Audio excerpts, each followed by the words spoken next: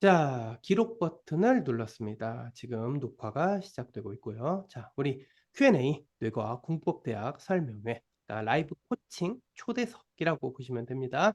자, 이거 수업 시작 전에도 그리고 지금 기록 버튼을 누르기 전에도 잠깐 말씀드렸던 것처럼 여러분들 두 가지 측면에 집중해서 질문을 해주시면 됩니다. 저한테 마음껏 편하게요. 일단 첫 번째는 내가 이 뇌과학 공법대학에 입학하고도 싶고 관심은 있는데 구체적으로 내가 궁금한 점들이 좀 이러이러한 것들이 있다. 뭐 저러저러한 것들이 있다. 하실 때 이제 그것과 관련한 질문을 마음껏 편하게 해주시면 되고요. 이제 두 번째는 학습이라고 보다 큰 상위 범주로 말씀드리겠습니다. 이제 하위 범주로는 뭐 공부법이라든가 자기계발법이라든가 뭐 여러 가지 뭐 학문을 여러분들이 공부하실 때 아니면 여러 가지 뭐 기타 뭐 학과 공부 같은 걸, 교과 공부 같은 걸 하실 때 궁금한 점들이 있다면 이 학습과 관련한 모든 질문도 다 받겠습니다. 그래서 여러분들이 편하게 해주시면 됩니다. 그래서 두 가지 측면 이제 집중해 주시고 질문을 해주시면 됩니다. 이 공부법대학, 뇌과학 공부법대학 입학과 관련한 궁금점들, 그리고 이제 학습할 때 궁금했던 점들 편하게 일단 얘기를 해주시면 됩니다. 자, 그리고 화면 공유를 한 게 이제 있는데요. 여기서 이제 보시면 이 브레인 코드 이것과 관련한 얘기도 짤막하게 조금 이따 소개를 좀 해드릴 거고요. 여러분들이 이제 뇌과학 공법대학 안내 커리큘럼과 관련해 가지고 또 궁금한 점이 있다면 제가 이제 펼쳐가지고 또 설명드릴 수 있도록 미리 좀 다운을 받아놨습니다. 그래서 뇌과학 공법대학 안내 커리큘럼을 보시고도 궁금한 점이 있었다면 편하게 말씀해 주시면 됩니다. 여러분들 잠깐만요. 혹시 여러분들이요, 내가 타자가 좀 불편하다, 타자가 좀 치기가 힘들다, 그러면요, 편하게 말씀을 해주셔도 돼요. 제가, 이게 왠지 스피커가 될 것 같아요, 제 생각에. 스피커가 지금 될 것 같으니까, 여러분들이 이제 오디오를 켜고 말씀해 주시면 제가 이 컴퓨터 스피커를 통해서 들을 수 있거든요. 그러니까 만약에 난 타자가 좀 힘들다, 치기 좀 힘들다, 그러면 그냥 오디오를 켜시고, 말씀을 해주시면 됩니다. 편하게. 자, 누가 질문을 처음으로 좀 해주실까요? 너무 부담 갖지 말고요. 그냥 편하게 뭐 아무거나 질문해 주세요, 여러분들. 괜찮습니다. 자, 애플님, 뇌과학 공부법 대학을 1년 동안 수강하면 뇌과학 공부법 대학을 1년 동안 수강하면 리트 고득점도 가능할까요? 그러니까 뭐 리트만이 아니죠, 사실. 그러니까 여러분들 독해 능력이라고 합시다. 독해 능력, 리딩. 이 리딩과 관해서는 그 누구도 따라올 수 없을 정도의 실력을 그냥 갖추게 되신다라고 생각하시면 돼요. 그냥 편하게. 예. 왜 그러냐면, 우리 이제 여러분들, 그 지금 참가하시는 분들에게도 이제 당연히 제공이 좀 될 것 같은데요. 이 브레인 코드 있잖아요, 브레인 코드. 이 브레인 코드를 일종의 샘플 파일로 좀 드릴 예정이에요. 지금 이거는 이제, 이거 오타네요, 오타. 이거 좀 고쳐서 다시 올려드리겠습니다. 구글 클래스룸. 죄송합니다. 이 January와 February만 지금 돼 있는데 이게 아니고 January, February, 그다음 March 이렇게 이제 세 개가 다 지금 합쳐진 건데 지금 2월까지 합쳐진 걸로 지금 나와 있네요. 좀 문제가 있네요. 이거 좀 조정하겠습니다. 여러분들 이게 1년치를 지금 이제 나중에 다 누적해서 드리면요. 아마 한 못해도 한 400에서 500페이지 좀 될 거예요. 생각보다 벽돌책스럽게 좀 될 겁니다.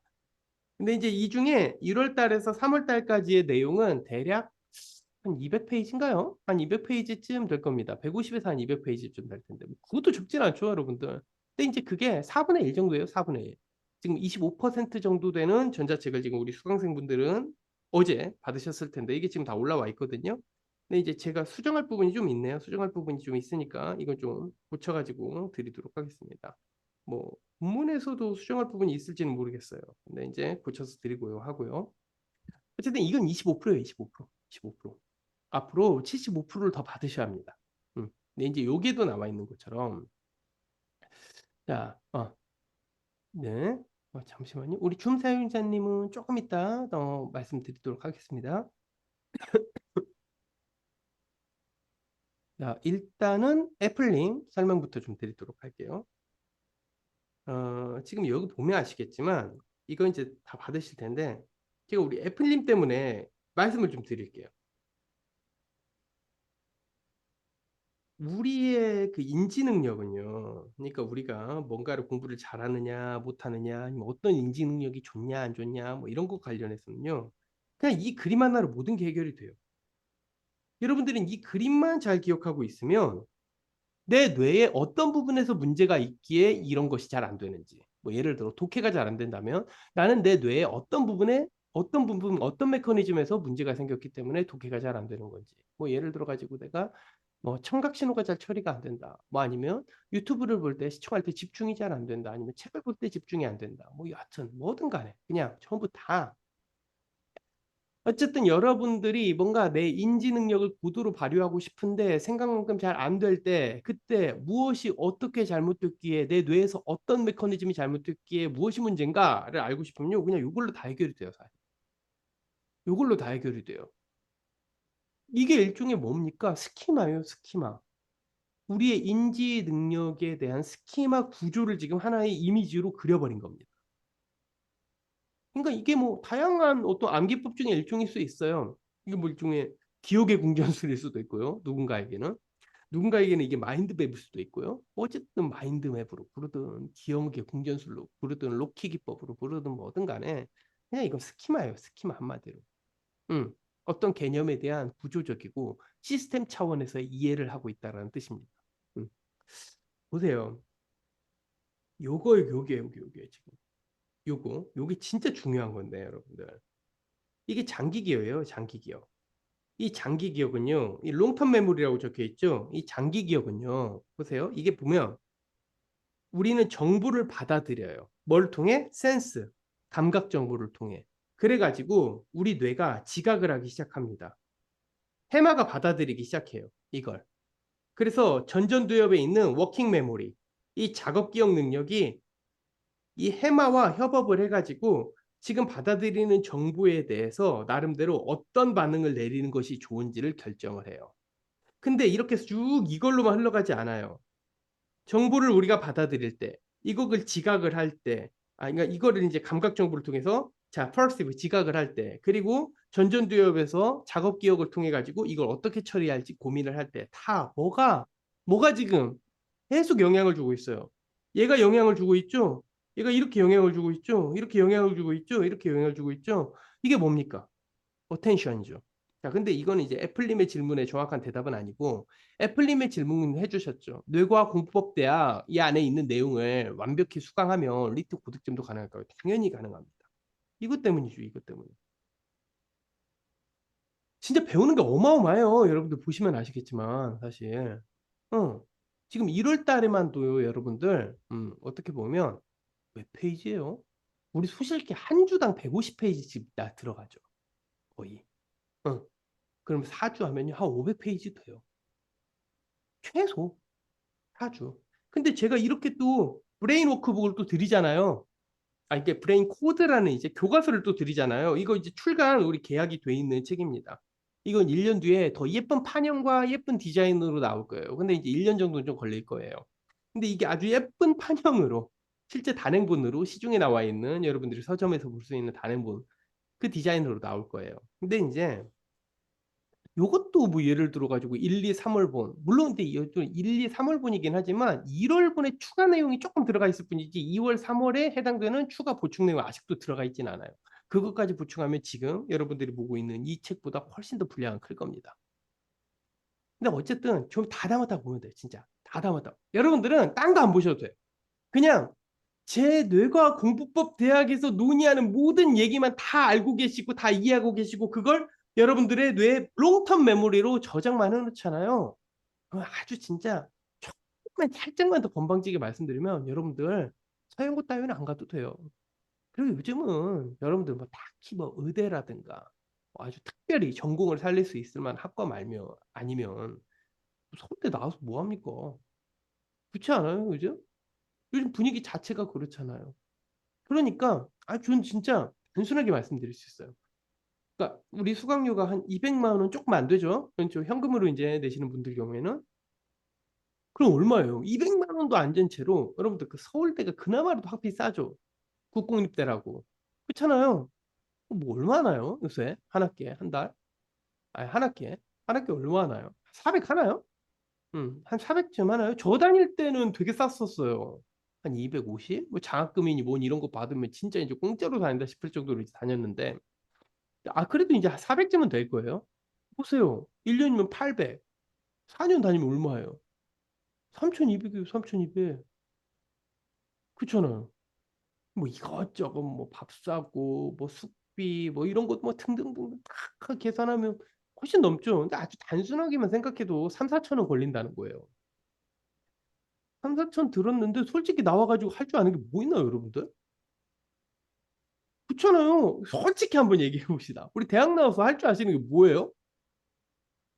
대학 나와가지고 막 경제학에 대해서 나름대로 메타 컨셉이 좀 있으세요? 그래서 뭐 투자나 뭐 아니면 재테크와 관련해 가지고도 좀 나름대로 뭐 약간 중간 이상 정도의 실력을 좀 보이실 수 있으세요?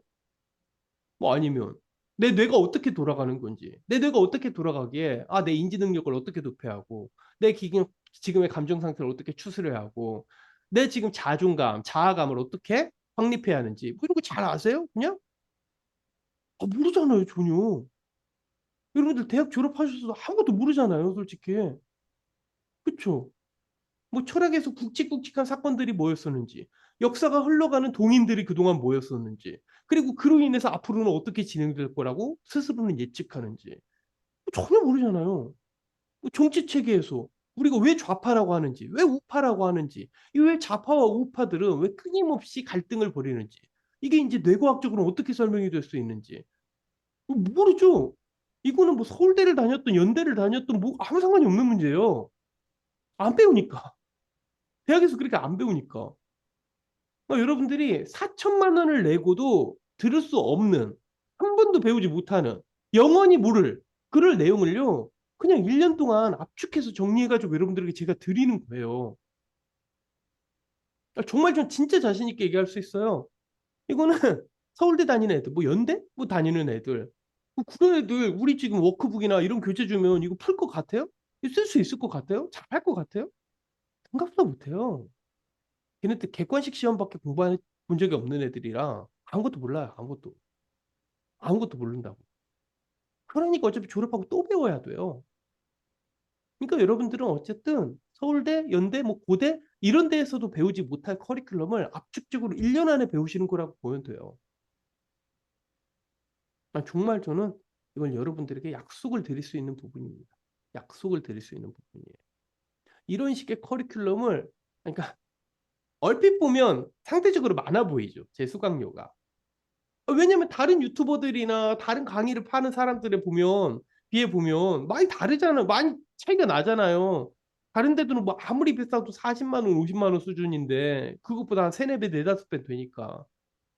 근데 솔직히 여러분들 지적으로 양심이 있다면 한번 제 교재를 풀어보고 제 해설을 들어보고 제가 쓴 모범 답안도 보고 본인이 필사를 해서 피드백도 받아보고, 이제 조만간 1대1 수강권을 활용하시는 분도 계실 텐데 1대1 수강 저한테 받아보고 하면요. 오히려 이 돈이 싸구나라고 생각하실 거예요. 이 돈이 싸구나. 남들한테 40만 원 배워가지고 10번을 듣느니 저한테 그냥 한 번 듣는 게 훨씬 낫다라는 생각을 하실 겁니다. 전 진짜 자신 있게 얘기할 수 있어요. 저는 제 수업을 들은 사람들 중에서 한 번도 이런 얘기 안 하신 분들이 없어요. 저는 진짜 아주 오랜 기간의 그 강의 경력을 통해 가지고 정말 자부심을 갖고 얘기할 수 있는 부분이라 저는 생각해요. 진짜요. 그러니까 어쨌든 요걸 키우는 거예요, 요걸. 이 롱텀 메모리를 키우는 겁니다. 이 롱텀 메모리만 키우면요, 어떤 인포메이션인지, 그 인포메이션을 내가 어떻게 감각해야 하는지, 어떻게 지각해야 하는지, 이걸 작업 기억을 통해 어떻게 처리해가지고 어떻게 반응하면 좋을지를 기가 막히게 잘 알게 돼요. 롱텀 메모리만 갖추면. 물론 주의 집중력도 좋아야죠. 근데 이 주의 집중력은 롱텀 메모리를 키우는 과정에서도 주의 집중력은 커질 수 있는 겁니다. 음. 여러분들 리트도요, 결론적으로는 이 지구상에 존재했던 아카데믹한 얘기들, 개념들을 다루고 있는 시험일 뿐이에요. 그러니까 내가 애당초 아는 게 많아. 그러면 어떤 지문, 즉 텍스트라는 인포메이션, 어떤 텍스트라는 인포메이션이 들어와도 나는 센스 있게 센스할 수 있고요. 센스 있게 퍼스브 지각할 수 있고요. 굉장히 빠르게 처리할 수 있어요. 왜? 이 텍스트가 인포메이션으로 들어와도 이게 이미 내 장기 기억, 롱텀 메모리 안에 있는 내용이거든. 근데 여러분들 인포메이션 있고 센스가 있고 펄스가 있고 워킹 메모리 리스폰딩 이거 다 있거든요. 사람이라면 누구나 할 수 있거든요. 근데 왜 버벅일까요? 이 과정에서 주의력이 떨어진다거나 알고 있는 장기 기억, 배경 지식이 아무것도 없어서 그래요. 그래서 이 빨간색이 없는데 정보가 들어오면요, 솔직히 이게 그냥 조금 약간 지저분한 표현일 수는 있지만 이게 그냥 솔직히 배탈 나서 설사하는 거랑 똑같아요. 설사하는 거. 소화가 안 된 채로 그냥 쭉 내려가는 거라고요. 소화가 안 된 채로 그냥 쭉 정보가 흘러가는 거예요, 여러분들 뇌에서. 이해되시죠?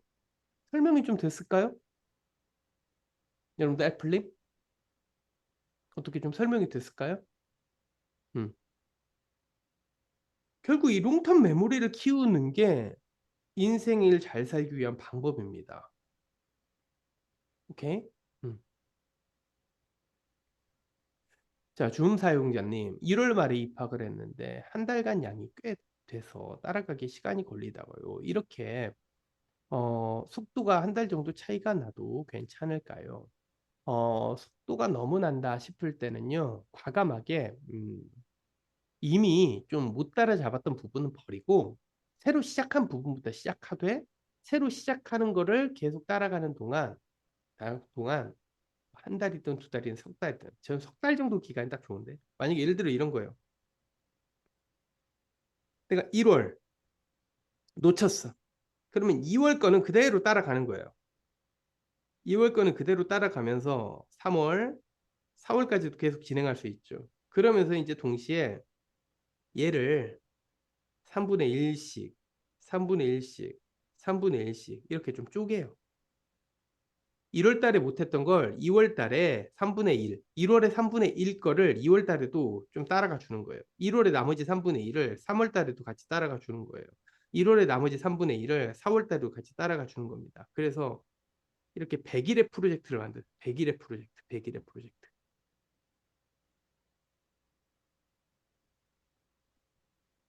왜 이러지? 이렇게 약 100일 정도의 기간 동안 못 따라잡은 것을 야금야금 쪼개가지고 나눠서 진행하겠다. 이게 훨씬 나아요. 괜히 막 욕심으로 2월 달 것도 하면서 1월 달 것까지 2월에도 전부 다 처리해버리겠다.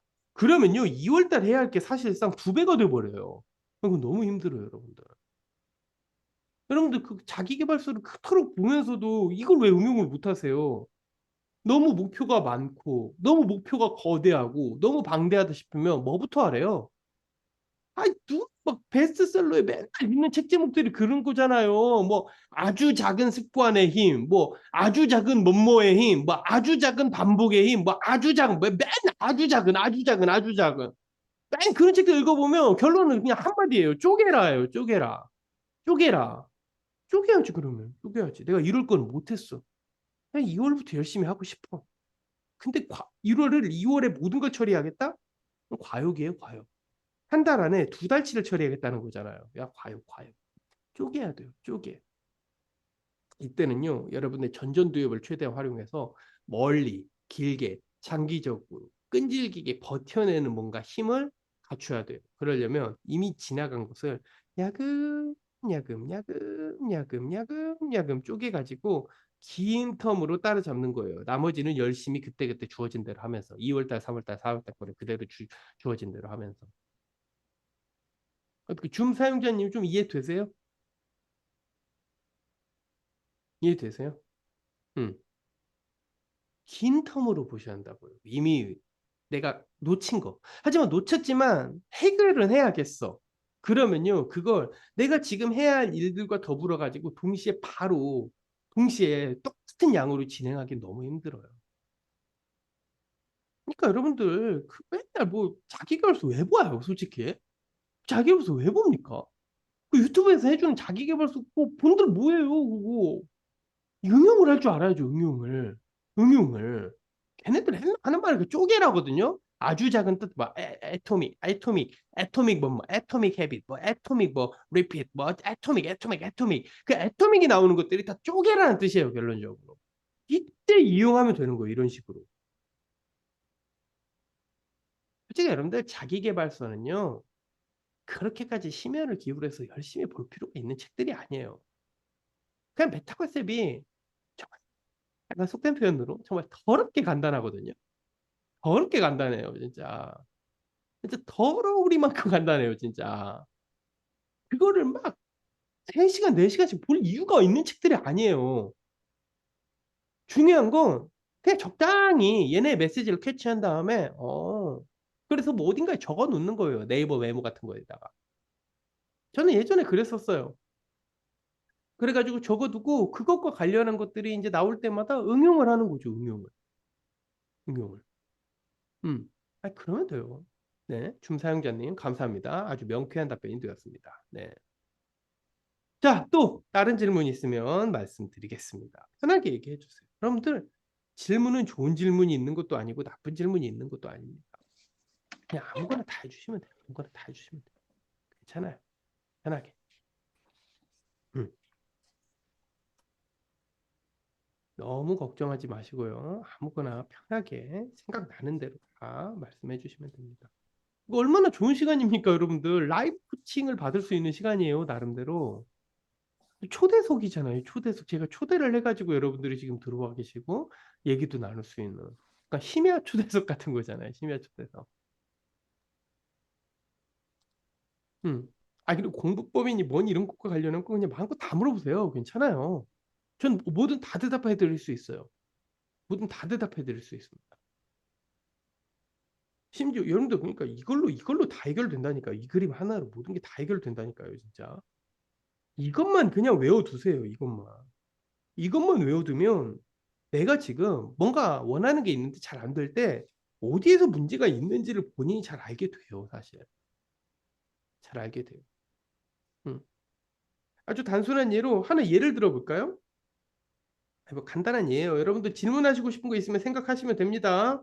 여러분들이 지금 텀이 좀 있으셔가지고 제가 이 지루함을 좀 달래고자 지금 미리 말씀드리는 거예요. 보세요, 여러분들. 여러분들 이게 문제인 경우들은 뭘까요? 인포메이션이 문제인 경우들은 뭘까요? 여러분들이 로우 퀄리티, 즉 저질. 저질의 정보만을 받아들일 때 요 단계에서 문제가 생겨요. 애당초 정보가 후져. 그러면 그 뒤에 작업들이 다 엉망이 돼요. 그쵸? 근데 중요한 거 잘 보세요. 이 정보가 그러면 로우 퀄리티인지, 즉 저질인지, 아니면 하이 퀄리티인지, 즉 고질인지는, 고퀄리티인지는 어떻게 알아요? 뭐가 판별을 해줘요? 이 그림 보이면 여기 따라가는 뭔가가 있지 않나요? 있지 않나요? 따라가는 뭔가가 있지 않나요? 이 그림만 보시면 아시잖아요. 이 정보가 저질인지 아닌지는 어떻게 알 수 있는 거예요? 내가 가지고 있는 롱텀 메모리가 결정지어주고 내가 얼마나 그 정보에 주의 집중을 하고 있었는지에 대해 달라집니다. 그러니까 아는 게 많아야 한다는 게 이 뜻이에요. 좋은 정보인지 아닌지를 판별하는 이 선이 롱텀 메모리에 걸려 있거든요.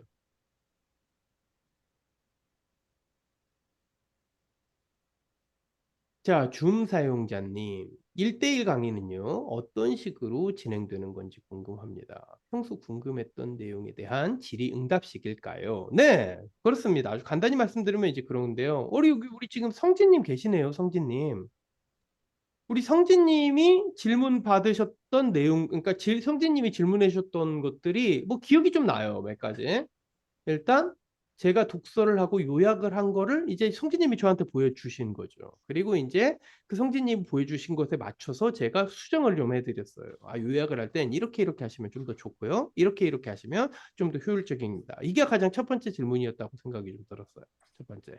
그래서 내가 뭔가 읽고 리딩을 하고 그것을 이제 정리하고 싶은데 그 정리하는 내용에 대해서 이제 피드백을 받고 싶다. 그래가지고 내가 평소에는 이렇게 좀 했는데 이게 이제 옳은지 틀린 건지 그리고 틀렸다면 어떻게 고쳐야 하는지 그렇게 이제 지도를 받으셨어요. 그게 첫 번째. 두 번째는요. 이제 재테크 투자와 관련해 가지고도 조금 더 이제 정보, 양질의 정보 같은 걸 좀 얻고 싶은데 이제 구체적인 사이트라든가 그리고 어떤 책이 좋은지 이제 책 추천도 받으셨죠. 그렇죠? 이제 그렇게 했습니다. 네. 그리고 이제 세 번째 같은 케이스가 이제 리트에 관한 얘기하셨어요. 리트에 관한 얘기. 맞나요? 제 기억이? 음. 네. 성진님, 예, 그렇죠. 이제 리트 준비를 하신다. 이제 제가 이제 리트 준비를 하는데, 이제 리트 준비와 관련해 가지고는 어떠한 방법이 좋고 어떤 식으로 대비하면 좋은지에 대한 얘기죠. 그러니까 이제 완전히 프라이빗한 얘기를 질문을 주시면 돼요. 완전히 프라이빗한 얘기를. 줌 사용자님, 네. 줌 사용자님도 우리 줌 사용자님께서 아주 프라이빗한 질문을 저한테 그냥 해주시면 돼요. 미리 메모를 해서 주셔도 되고요. 아니면 저랑 이제 만났을 때 직접 말로 해주시면 제가 메모를 하고 적어가면서 이제 설명을 드립니다. 네. 그러니까 괜찮아요. 아무 상관없어요. 편하게. 그리고 이제 우리 성진님 같은 이제 케이스, 우리 성진님의 케이스에서는 우리 성진님이 이제 뭐 도서 그 구매권이 있다. 그래가지고 아예 그냥 이 12개월치 그 우리 한 1년 동안 진행할 북클럽에서 진행할 기본 선정 도서, 핵심 선정 도서를 미리 다 추천을 좀 받고 싶다. 그래가지고 미리 이거 이제 한꺼번에 구매하고 싶다. 그래서 그냥 12월치 선정 도서도 한꺼번에 다 전부 받고 알아가셨죠. 뭐 요런 겁니다. 네. 예, 중사용자님 이해되시죠? 그러니까 굉장히 프라이빗하고요. 굉장히 개인적이고 사적인 차원에서의 알고 싶은 모든 것. 그러니까 자기 개발하고 싶은 모든 것을 다 질문해 주시면 돼요. 모든 걸 다 질문해 주시면 됩니다. 네. 자, 벤님 맞죠? 벤님. 책을 읽을 때, 자, 다시 읽겠습니다. 벤님이 추천해 주신 책을 읽을 때요. 메타 컨셉을 스스로 찾으려면 책 읽으면서 어떻게 메모해야 될까요? 진짜 역설적인데요. 진짜 역설적인데요, 여러분들. 진짜 역설적이에요. 메타 컨셉은요, 신기하게도, 아이고, 여기다 적겠습니다. 메타 컨셉을 찾는 건요, 사실 메모와는 사실 무관해요. 진짜 역설적이죠. 진짜 역설적이죠. 근데 메모랑은 무관해요, 사실. 저는 이건 너무 많이 해봤기 때문에 알아요. 메모를 했느냐, 안 했느냐 여부와는 별 상관이 없어요. 해도 그만, 안 해도 그만이에요. 솔직히. 진짜예요. 해도 그만, 안 해도 그만. 왜? 메타컨셉은요, 굉장히 높은 차원에서의 상위 개념을 찾는 거거든요. 그러니까 아주 단순하게만 얘기하자면, 이게 예를 들어, 자, 한번 봅시다. 책이 있을 때, 뭐 노트 하나를 좀 마련을 해드릴까요? 빠른 노트. 음, 이게 좀 효과가 좋더라고. 빠른 노트 좋아. 콜라 노트는 이런 기능이 있어가지고 좋다. 예를 들어 이제 책이 한 권 있다고 해봅시다. 그러면 책이 뭐 예를 들어 챕터 1, 2, 3, 뭐 4, 5, 뭐 이렇게 이제 있는데 여러분들이 이제 보시기에도 챕터 1에서 뭐 한 3까지는 좀 비슷한 범주 이렇게 이제 하나 잡을 수 있죠. 예를 들어 4에서 뭐 한 7까지는 또 하나의 범주. 뭐 8부터 10까지도 하나의 범주. 그 다음 마지막으로 뭐 11에서부터 12챕터가 하나의 범주. 뭐 이런 식으로 생각할 수 있잖아요. 그렇죠? 이건 진짜 중요한 거니까 미리 말씀드리겠습니다. 여러분들 챕터가 아무리 원래 책은 비록 막 1, 2, 3 해가 쩝쩝쩝쩝쩝 해가지고 막 12 이렇게까지 나와 있잖아요. 절대 이렇게 그냥 그대로 놔두지 마세요. 1부터 12까지 이렇게 챕터가 있을 때는요, 그거는 책의 저자가 그냥 쓴 챕터 분류인 거고, 이걸요, 여러분들은 편하게 이 총 12개를, 지금 왼쪽에 보이시죠? 최소 2개에서 3개 내지는 4개로 나누도록 하세요. 이게 진짜 처음부터 중요한 겁니다. 이게 처음에 중요한 거예요. 1부터 12까지 이렇게 거의 막 7이나 8개가 넘어가는 챕터가 있잖아요. 그러면 이거 그대로 놔두지 마세요. 무조건 비슷한 범주의 덩어리로 조금 더 큰 덩어리로 쪼개서 나눠주세요. 굵직굵직하게 범주화를 다시 설정해 주세요. 아, 그래서 저자는 일단 1, 2, 3, 4, 5, 6, 7 1, 2, 3, 4, 5, 6, 7, 8, 9, 10, 12까지 이렇게 했지만 그건 네 얘기고 나는 다시 이해하겠다. 1부터 3까지가 일단 이런 얘기구나. 4부터 7까지가 이런 얘기구나. 8부터 10까지는 이런 얘기고 7부터 10까지는 이런 얘기구나. 그래가지고 요 각각의 메타 컨셉을 다시 잡으세요. 근데 이제 이렇게 보니까 아시겠죠? 여러분들 1부터 3까지 전체 내용을 다 토대로 해봤을 때 그러니까 결론적으로 얘는 뭔 얘기를 하고 싶다는 거야? 라는 걸 찾아내는 게 메타 컨셉 작업이에요. 그쵸? 여기까지는 이해되시죠? 그쵸? 벤님? 그쵸? 굉장히 넓은 범주예요. 넓은 범위. 넓은 범위. 굉장히 넓은 범주, 넓은 범위. 어. 이제 넓은 범주도 환님. 자, 근데 그러려면 책을 한번 읽거나 한번 훑어봐야지 않을까요? 그러니까 근데 그러려면 해서 그러려면이 이 지금 1부터 12까지 돼 있는 챕터를 내가 3개 내지는 4개로 재설정하는 일, 그걸 그러려면의 그 일이라고 말씀하시고 싶으신 거죠. 맞죠? 아닌가요, 환님? 네, 네. 아, 잘 읽어보죠. 뭐 안 읽어보고 어떡해요. 상세하게 꼼꼼하게는 읽지 않는다 하더라도 전체적으로 한번 훅 읽기는 해야죠. 전체적으로 한번 훅 읽어봐야 여기까지가 좀 한 청크 덩어리, 하나까지가 좀 한 청크 덩어리. 여러분들 이게 장기 기업 기법 중에 제가 여기 우리 지금 이 브레인코드에도 어차피 여러분들 샘플 파일에 들어가 있긴 할 텐데 이게 바로 청킹 기법이에요. 청킹 기법. 청킹 기법.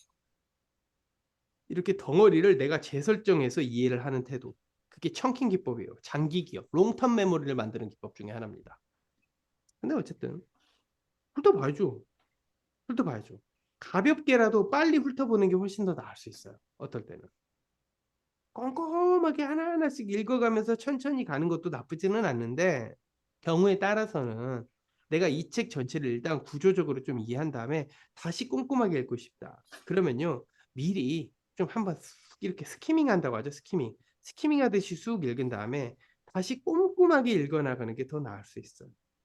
그러면 처음부터 꼼꼼하게 읽는 것보다 한번 스키밍을 한 다음에 꼼꼼하게 읽을 때 처음부터 꼼꼼하게 읽는 것보다 스키밍을 한 뒤 꼼꼼하게 읽을 때가 훨씬 더 빠릅니다. 훨씬 더 빨라요. 훨씬 더 빨라.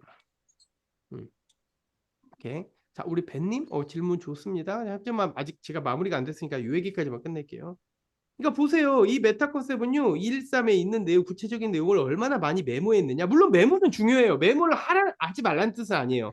하지만 이 메모한 내용을 이제 전반적으로 다 종합해 봤을 때 이 메모한 내용들을 진짜 단 한마디, 진짜 단 하나의 알맹이만 남겨놓자면 이 메모들 중에서 진짜 이 메모들이 하는 모든 얘기를 종합해 가지고 딱 한마디로 정의를 내려보자면 뭘까를 생각해야 하는 문제이기 때문에 사실 메모를 얼마나 꼼꼼하게 잘했느냐 여부는 하나도 중요하지 않아요.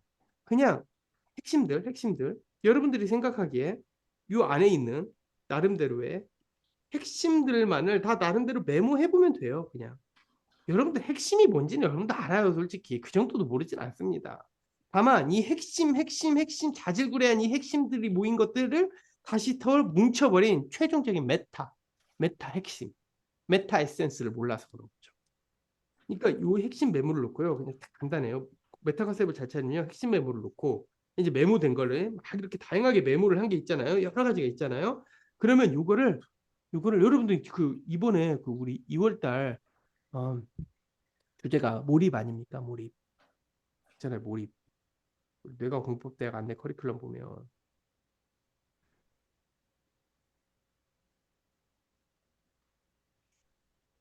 2월 달 주제가 아이고 뭡니까? 초몰입. 이거잖아요. 몰입. 그렇죠? 초몰입, 초집중력 훈련법 이거잖아요. 여기서도 나오는 얘기예요. 메타 컨셉을 잡으려면요. 메타 컨셉을 잡으려면 핵심 메모를 놓고 바로는 생각이 안 날 수 있어요. 요걸 두고 생각하는 거예요. 이제 두고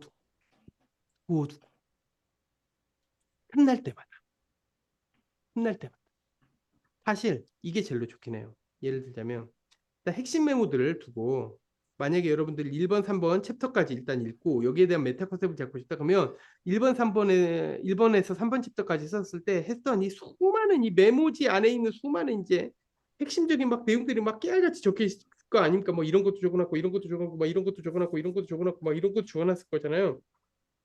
이것들을 다 뭉쳐놓고 일단 첫 번째 단계 가급적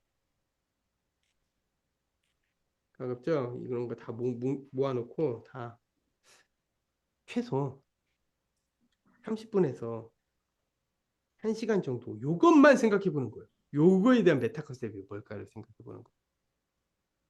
요걸 주기적이고 간헐적으로 반복해 보는 거예요. 집중력은 이렇게 키우는 거예요. 두 번째는 만약에 이제 이게 좀 된다. 근데 여기서 이미 답이 나왔다. 그러면 괜찮아요. 그러면 된 겁니다. 그러면 된 건데 집중력은 그렇게 이제 바로는 안 켜질 수 있어요. 바로는 생각이 안 날 수도 있죠. 이게 틈틈이 틈이 날 때마다 요거에 대한 생각을 계속 해보는 거예요. 요거에 대한 생각.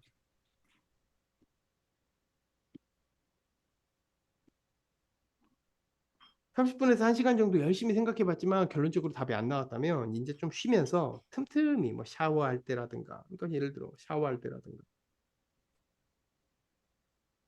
산책할 때라든가, 멍 때리고 있을 때라든가, 뭐 이렇게 틈이 있을 거 아닙니까? 틈. 그 틈이 있을 때마다 요걸 다시 한번 깊게 생각해 보는 거예요. 이때도 틈이 있을 때, 이건 좀 편한 자세로 더 편한 자세로 이것도 역시 30분에서 1시간 정도 하는 연습을 하는 거죠.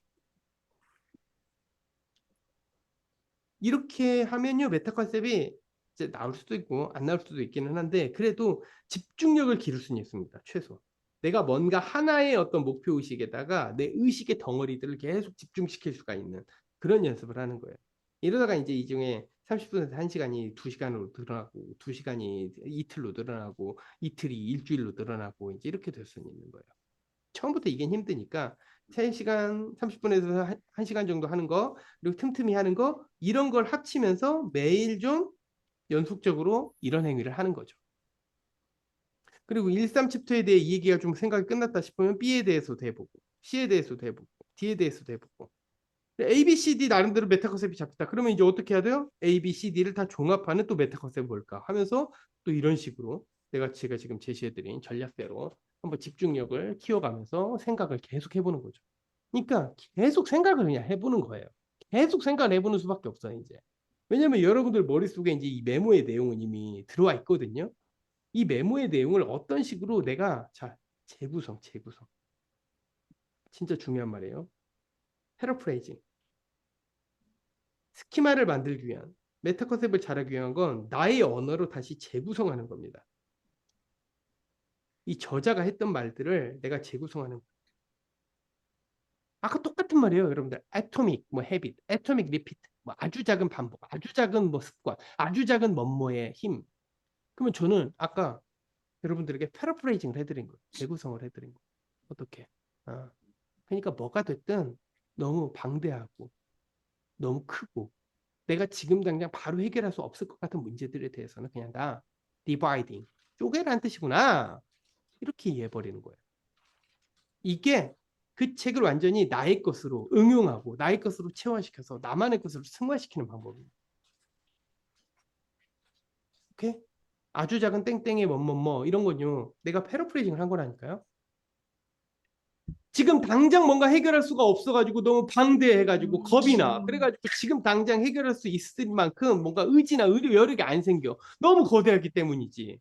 모든 이런 어떤 심리적인 압박, 심리적인 로딩을 주는 것들에 대해서는 쪼개라는 메시지를 주는 거건 한마디로 이런 모든 자기계발서들은 이렇게 패러프레이징을 해버리는 거예요. 이게 메타 컨셉이에요. 이게 메타 컨셉입니다. 이게 자질구레하고 다양한 사항들을 완전히 나만의 것으로 수하면서 하나의 서랍, 하나의 덩어리, 하나의 어떤 주머니 같은 걸로 정리를 해버리는 거예요. 그러니까 여러분들 뭐 정리하는 뇌 뭐 이런 책도 뭐 있잖아요. 이거 뭐 유명하다며요. 정리하는 뇌. 이거 백날 이건 뭐예요? 정리하는 연습을 안 하는데 뇌를 정리하는 연습을 안 하는데 백날 이건 뭐예요? 오케이? 정리하는 연습은 이렇게 하는 겁니다. 제가 맨날 말씀드리는 그 메타 컨셉이요. 정리하는 뇌라는 책이 강조하고 싶은 최종적인 메타 컨셉이에요. 메타 컨셉을 잡아야 우리는 뭐를 읽든 뭐를 독해하든 간에 뭐를 개념을 학습하든 간에 그에 대한 정리가 돼요. 정리를 하려면 패러프레이징이 우선이에요. 그래서. 자, 벤님 좀 설명됐죠? 이 부분은요. 응? 메타 컨셉을 어떻게 설정하는지. 이 메모한 사항들 전체를 놔두고 많이 이거 이제 몰입해서 황문문 교수님이 말할 때 뭐라고 표현합니까? 천천히 틈틈이 생각날 때마다 여유를 가지고 계속 이것만 생각하는 거예요. 근데 그 황능문 교수님 몰입책도 엄청 유명하잖아요. 막 베스트셀러 그 진열대에 있던데요. 거기 나와 있는 용어예요. 뭐라고 나오나요? 그러니까 여러분들 백날 유튜브 시대가 돼도 아무 소용이 없다니까요. 유튜브 시대가 돼도 아무 소용이 없어요. 정보가 넘쳐나는 시대이기 때문에 우리는 뭐든 더 이상 책을 읽지 않아도 뭐 두뇌 개발을 할 수 있다. 아는 게 많아진다. 아무것도 기억하는 게 없잖아. 아무도 또 기억나는 게 없잖아. 슬로우 싱킹이라고 불리는 개념이 이거예요. 슬로우 싱킹. 몰입을 하기 위한 가장 전초 단계이자 가장 중요한 시작 단계. 영호랑 만나고 바로 도쿄 간 건가? 이게 슬로우 싱킹이에요. 슬로우 싱킹. 내가 메모해둔 걸 두고 아니 이제 이걸 정리해야 하고 이거 완전히 통합하자면 뭐가 될 수 있을까를 끄집어내려고 하는 거예요. 최대한. 이게 슬로우 싱킹입니다. 좋습니다. 자, 그래서 벤님 훑어보면서 덩어리를 짓고 정독하는 게 맞을까요? 정독 후에 덩어리를 짓는 게 맞을까요? 그랬나봐. 솔직히 이거는요 많이 해보시면 알 텐데 선호가 없어요. 훑어보면서 덩어리가 되는 게 있고요. 덩어리가 정독 후, 그러니까 훑어보면서 덩어리가 되는 게 있고요. 정독 후에 덩어리가 되는 게 있어요. 그냥 내 머릿속에 뭔가 덩어리가 되는 것 같다 싶으면 그때는 바로바로 덩어리 하세요. 근데 바로는 안 되는 것 같다 싶으면 일단 메모하고 그냥 이거를 이해하는 데만 일단 집중해도 그건 상관없습니다. 오늘 봤네. 그러니까.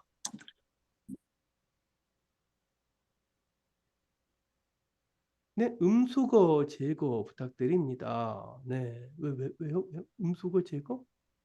아, 그래요? 아, 네네네. 알겠습니다. 이영규님, 지금 마이크가, 아이고, 지금 마이크를 음수거 하신 것 같네요, 이제는. 네, 네네. 네. 아, 제가 스피커가 안 되는 게 맞네요, 보니까. 맞나 보네요, 지금. 아이고, 아이고. 죄송합니다, 죄송합니다. 자, 그러면 일단 모두 음수거를 좀 하도록 하겠습니다. 네, 아이고, 스피커가 좀 섞였어요. 네, 죄송합니다. 저는 못 들었네요.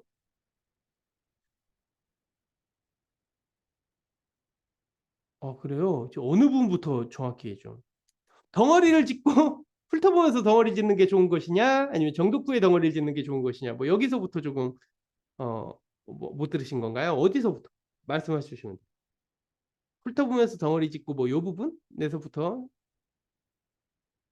그러니까 이거는 훑어보면서 덩어리 짓냐, 정독후에 덩어리 짓냐 상관없다니까요.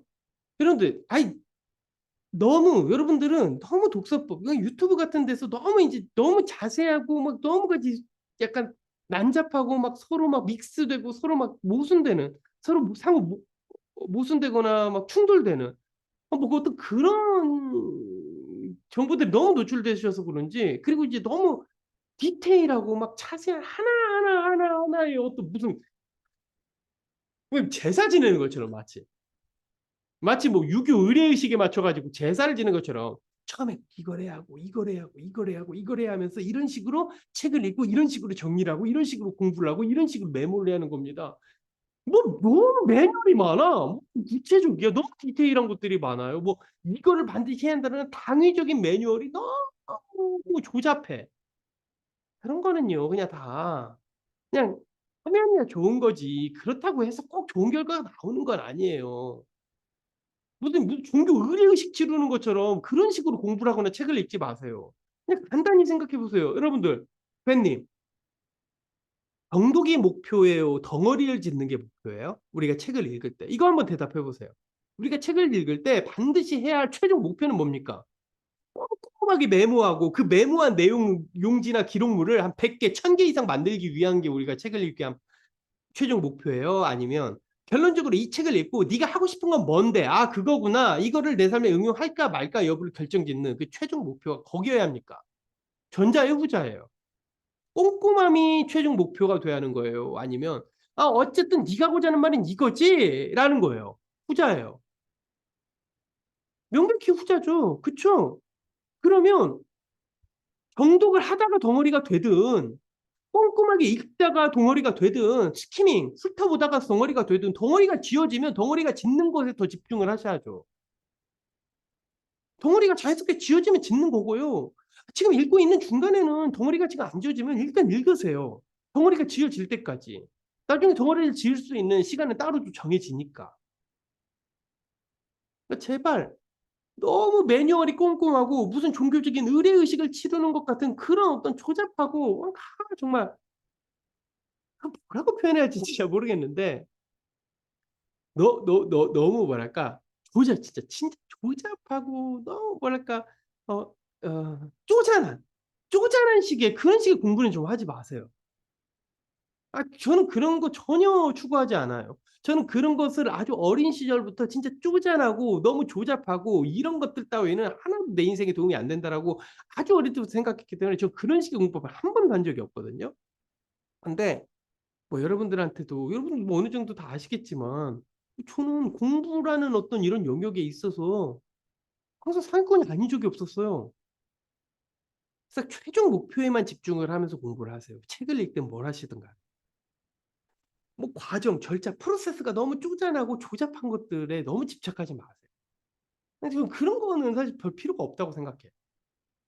실제로 여러분들 천재들이라든가 나름 공부 좀 많이 해봤던 분들이 제가 이제 1월 달 때 드렸던 다양한 워크북에 그 저자분들 있잖아요. 뭐 여러분들이 계셨잖아요. 뭐 공부 그 비법 카드 같은 것들을 만드신 분도 계시고 기억 암기술 뭐 기억력 마스터인 분도 계시고 근데요 너무 그렇게 쪼잔하게 어떤 디테일한 프로세스를 강조하지 않아요. 그런 분들은 사실 결론적으로 결국 이걸 외웠느냐 결국 이해했느냐 이걸 머릿속에 남겼느냐 거기에만 집중하도록 모든 설정을 하는 거지 디테일한 과정 자체를 쪼잔하게 만들지는 않는다고. 오케이, 이해되시죠? 네. 자, 성진님. 정독 후에 책의 모든 핵심 개념을 메타 컨셉화하기보단 극단적으로 저한테 새로운 개념 및 충격적인 개념만 머리에 남겨도 괜찮을까요? 책을 읽다 보면 저자가 제시하는 개념에 납득은 하겠는데 어디서 한번 들어봤거나 신선하지 않는 경우가 꽤 많아서 질문을 드려봅니다. 저는 이제 뭐 이런 이제 그 성진님이 말씀하신 내용이 뭔지는 알겠어요. 그러니까 이 책의 내용이 말하고자 하는 바가 무엇이든 간에 이 책에서 여러분들에게 매우 감명을 줬고 인상을 줬던 대목에 더 집중을 하는 것도 나쁜 독서는 아니다. 이제 이런 식의 관념이신 거잖아요. 그러니까 이제 뭐 이런 식 관념을 추구하시겠다는 건 아니지만 성진님이 요런 식의 지금 독서법도 있다고들 하던데 이제 그리고 저도 이제 그런 독서법에 대해서 좀 궁금하긴 한데 이제 이게 어떻느냐 이거 여쭤보고 싶으신 건가요? 이걸 물어보고 싶으신 건가요? 그러니까 이 책의 저자가 궁극적으로 말하고자 하는 거와는 조금 별개일 수도 있겠지만 어쨌든 이 책을 읽으면서 나에게 굉장히 강한 흔적 강한 인상, 임프레시브 했던 부분을 조금 더 살리는 식의 독서법, 메모법, 뭐 요약법 이거는 어떻습니까? 뭐 이런 질문이라고 제가 이해할 수도 있을까요?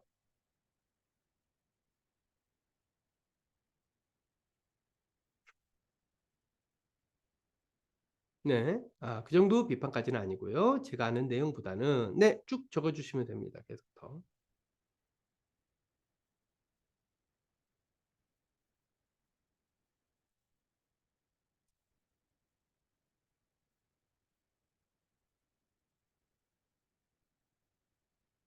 내가 잘 몰랐고 생각했던 내용에만 집중해서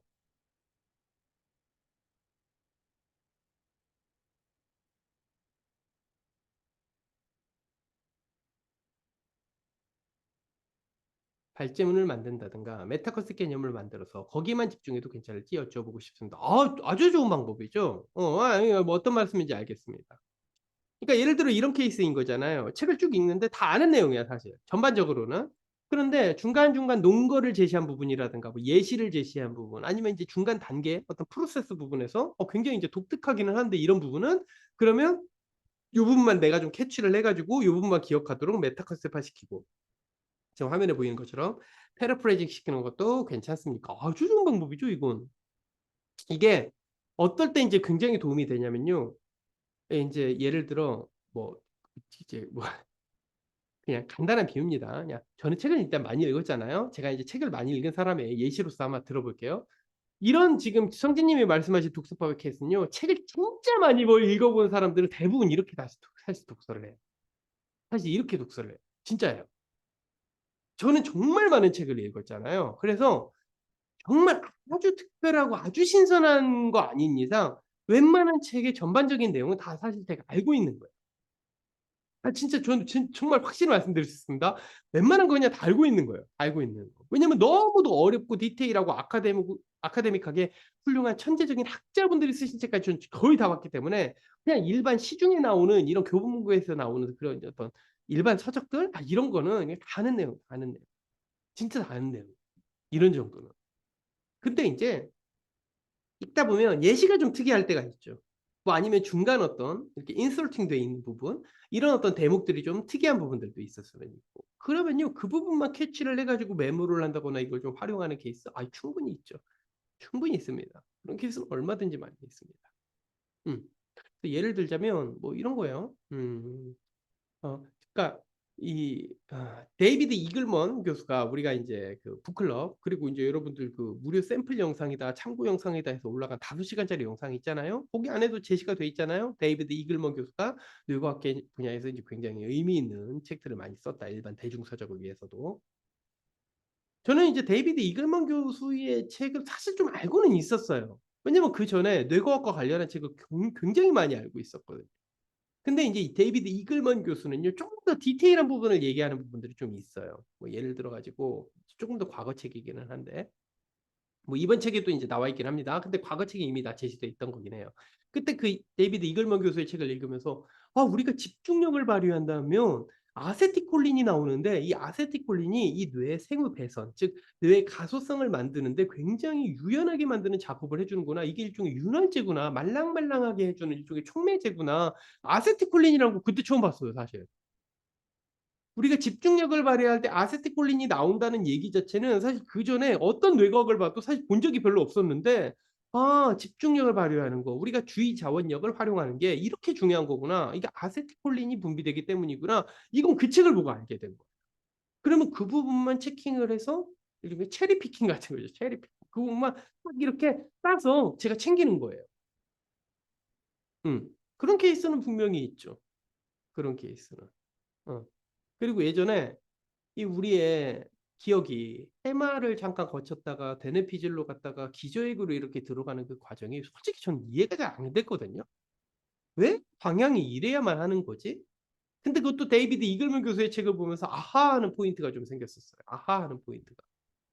이게 일종의 그 층으로 얘기를 하는 대목이 나와요. 그래서 우리 사회는 패션이 일단 가장 빨리 주도적으로 변하고 그 다음에는 뭐 음식 문화가 변하고 뭐 그 다음에는 뭐 정치 제도가 변하고 그 다음에는 뭐 법률이 변하고 막 이렇게 막 변해요. 뭐가 변해. 근데 그 변하는 것들의 속도가 서로 다르다. 그래서 이 문화로 보자면 가장 겉껍질 부분이 가장 빨리 변하고 그 다음 게 밑에 변하고 이렇게 점점 안에 껍질들로 갈수록 문화의 안쪽 껍질 본질에 가까운 알맹이에 가까운 껍질들일수록 잘 안 변하더라. 근데 이제 이게 해마에서 데네피질로 가다가 다시 기저액 즉 데네피질에서 기저액으로 내려오는 그 어떤 이제 기억의 형성 과정이 좀 이렇게 비유를 하니까 이해는 되는구나. 그래서 이 비유는 나쁘진 않다라고 생각해서 그것도 이렇게 좀 체킹을 했죠, 제가. 되게 책을 아주 많이 읽으면요. 이런 식의 독서가 자연스럽게 돼요, 이제. 사실. 음. 지금이야 뭐 이제 책을 많이 안 읽으신 분들 같은 케이스는 이제 읽다 보면 모든 걸 다 체크해야 할 것 같은 이제 부담감이 생기는데요. 이제 어느 정도 알고 메타 컨셉도 많이 잡아보고 내가 굵직굵직한 메타 컨셉으로 이제 핵심 개념들이 다 머릿속에 이렇게 정리가 다 되어 있다면 이제 웬만한 책들을 읽으면요. 중간중간 부분만 체킹할 뿐이지 사실 다 안 읽어도 아무 상관없는 대목들이 많아요. 좀 도움이 됐을까요, 성진님? 네.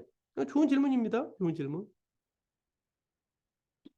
그러니까 여러분들 이 Q&A 라이브 초대석 이걸 이제 제가 1년 동안 쭉 이제 약간 정규적이고 정기적인 어떤 시스템으로 좀 밀어 나갈 생각이에요. 그러니까 이제 뇌과학 공부법 대학에 대해서도 나름대로 설명도 좀 해드리고 이게 여러분들에게 왜 도움이 되는지도 설명드림과 동시에 그냥 이렇게 이제 여러분들이 다양한 질문들을 해주시잖아요. 그러면 이 질문들이 다 의의가 있는 것들이에요, 사실. 근데 이 질문들에 대한 대답까지 전부 다 책이라든가 텍스트에 다 담을 수는 없거든요. 제가 최대한 여러분들에게 지금 한 거의 500페이지 가까운 이제 1년짜리 인지과학 교과서를 지금 드리려고 그러는 거긴 한데 지금은 이제 이 중에서는 200페이지, 150에서 200페이지 정도밖에 아직은 안 나갔지만 아무리 두껍게 담아도요. 사실 이렇게 다 설명이 안 돼요. 이건 일반론이니까 일반론. 일반론.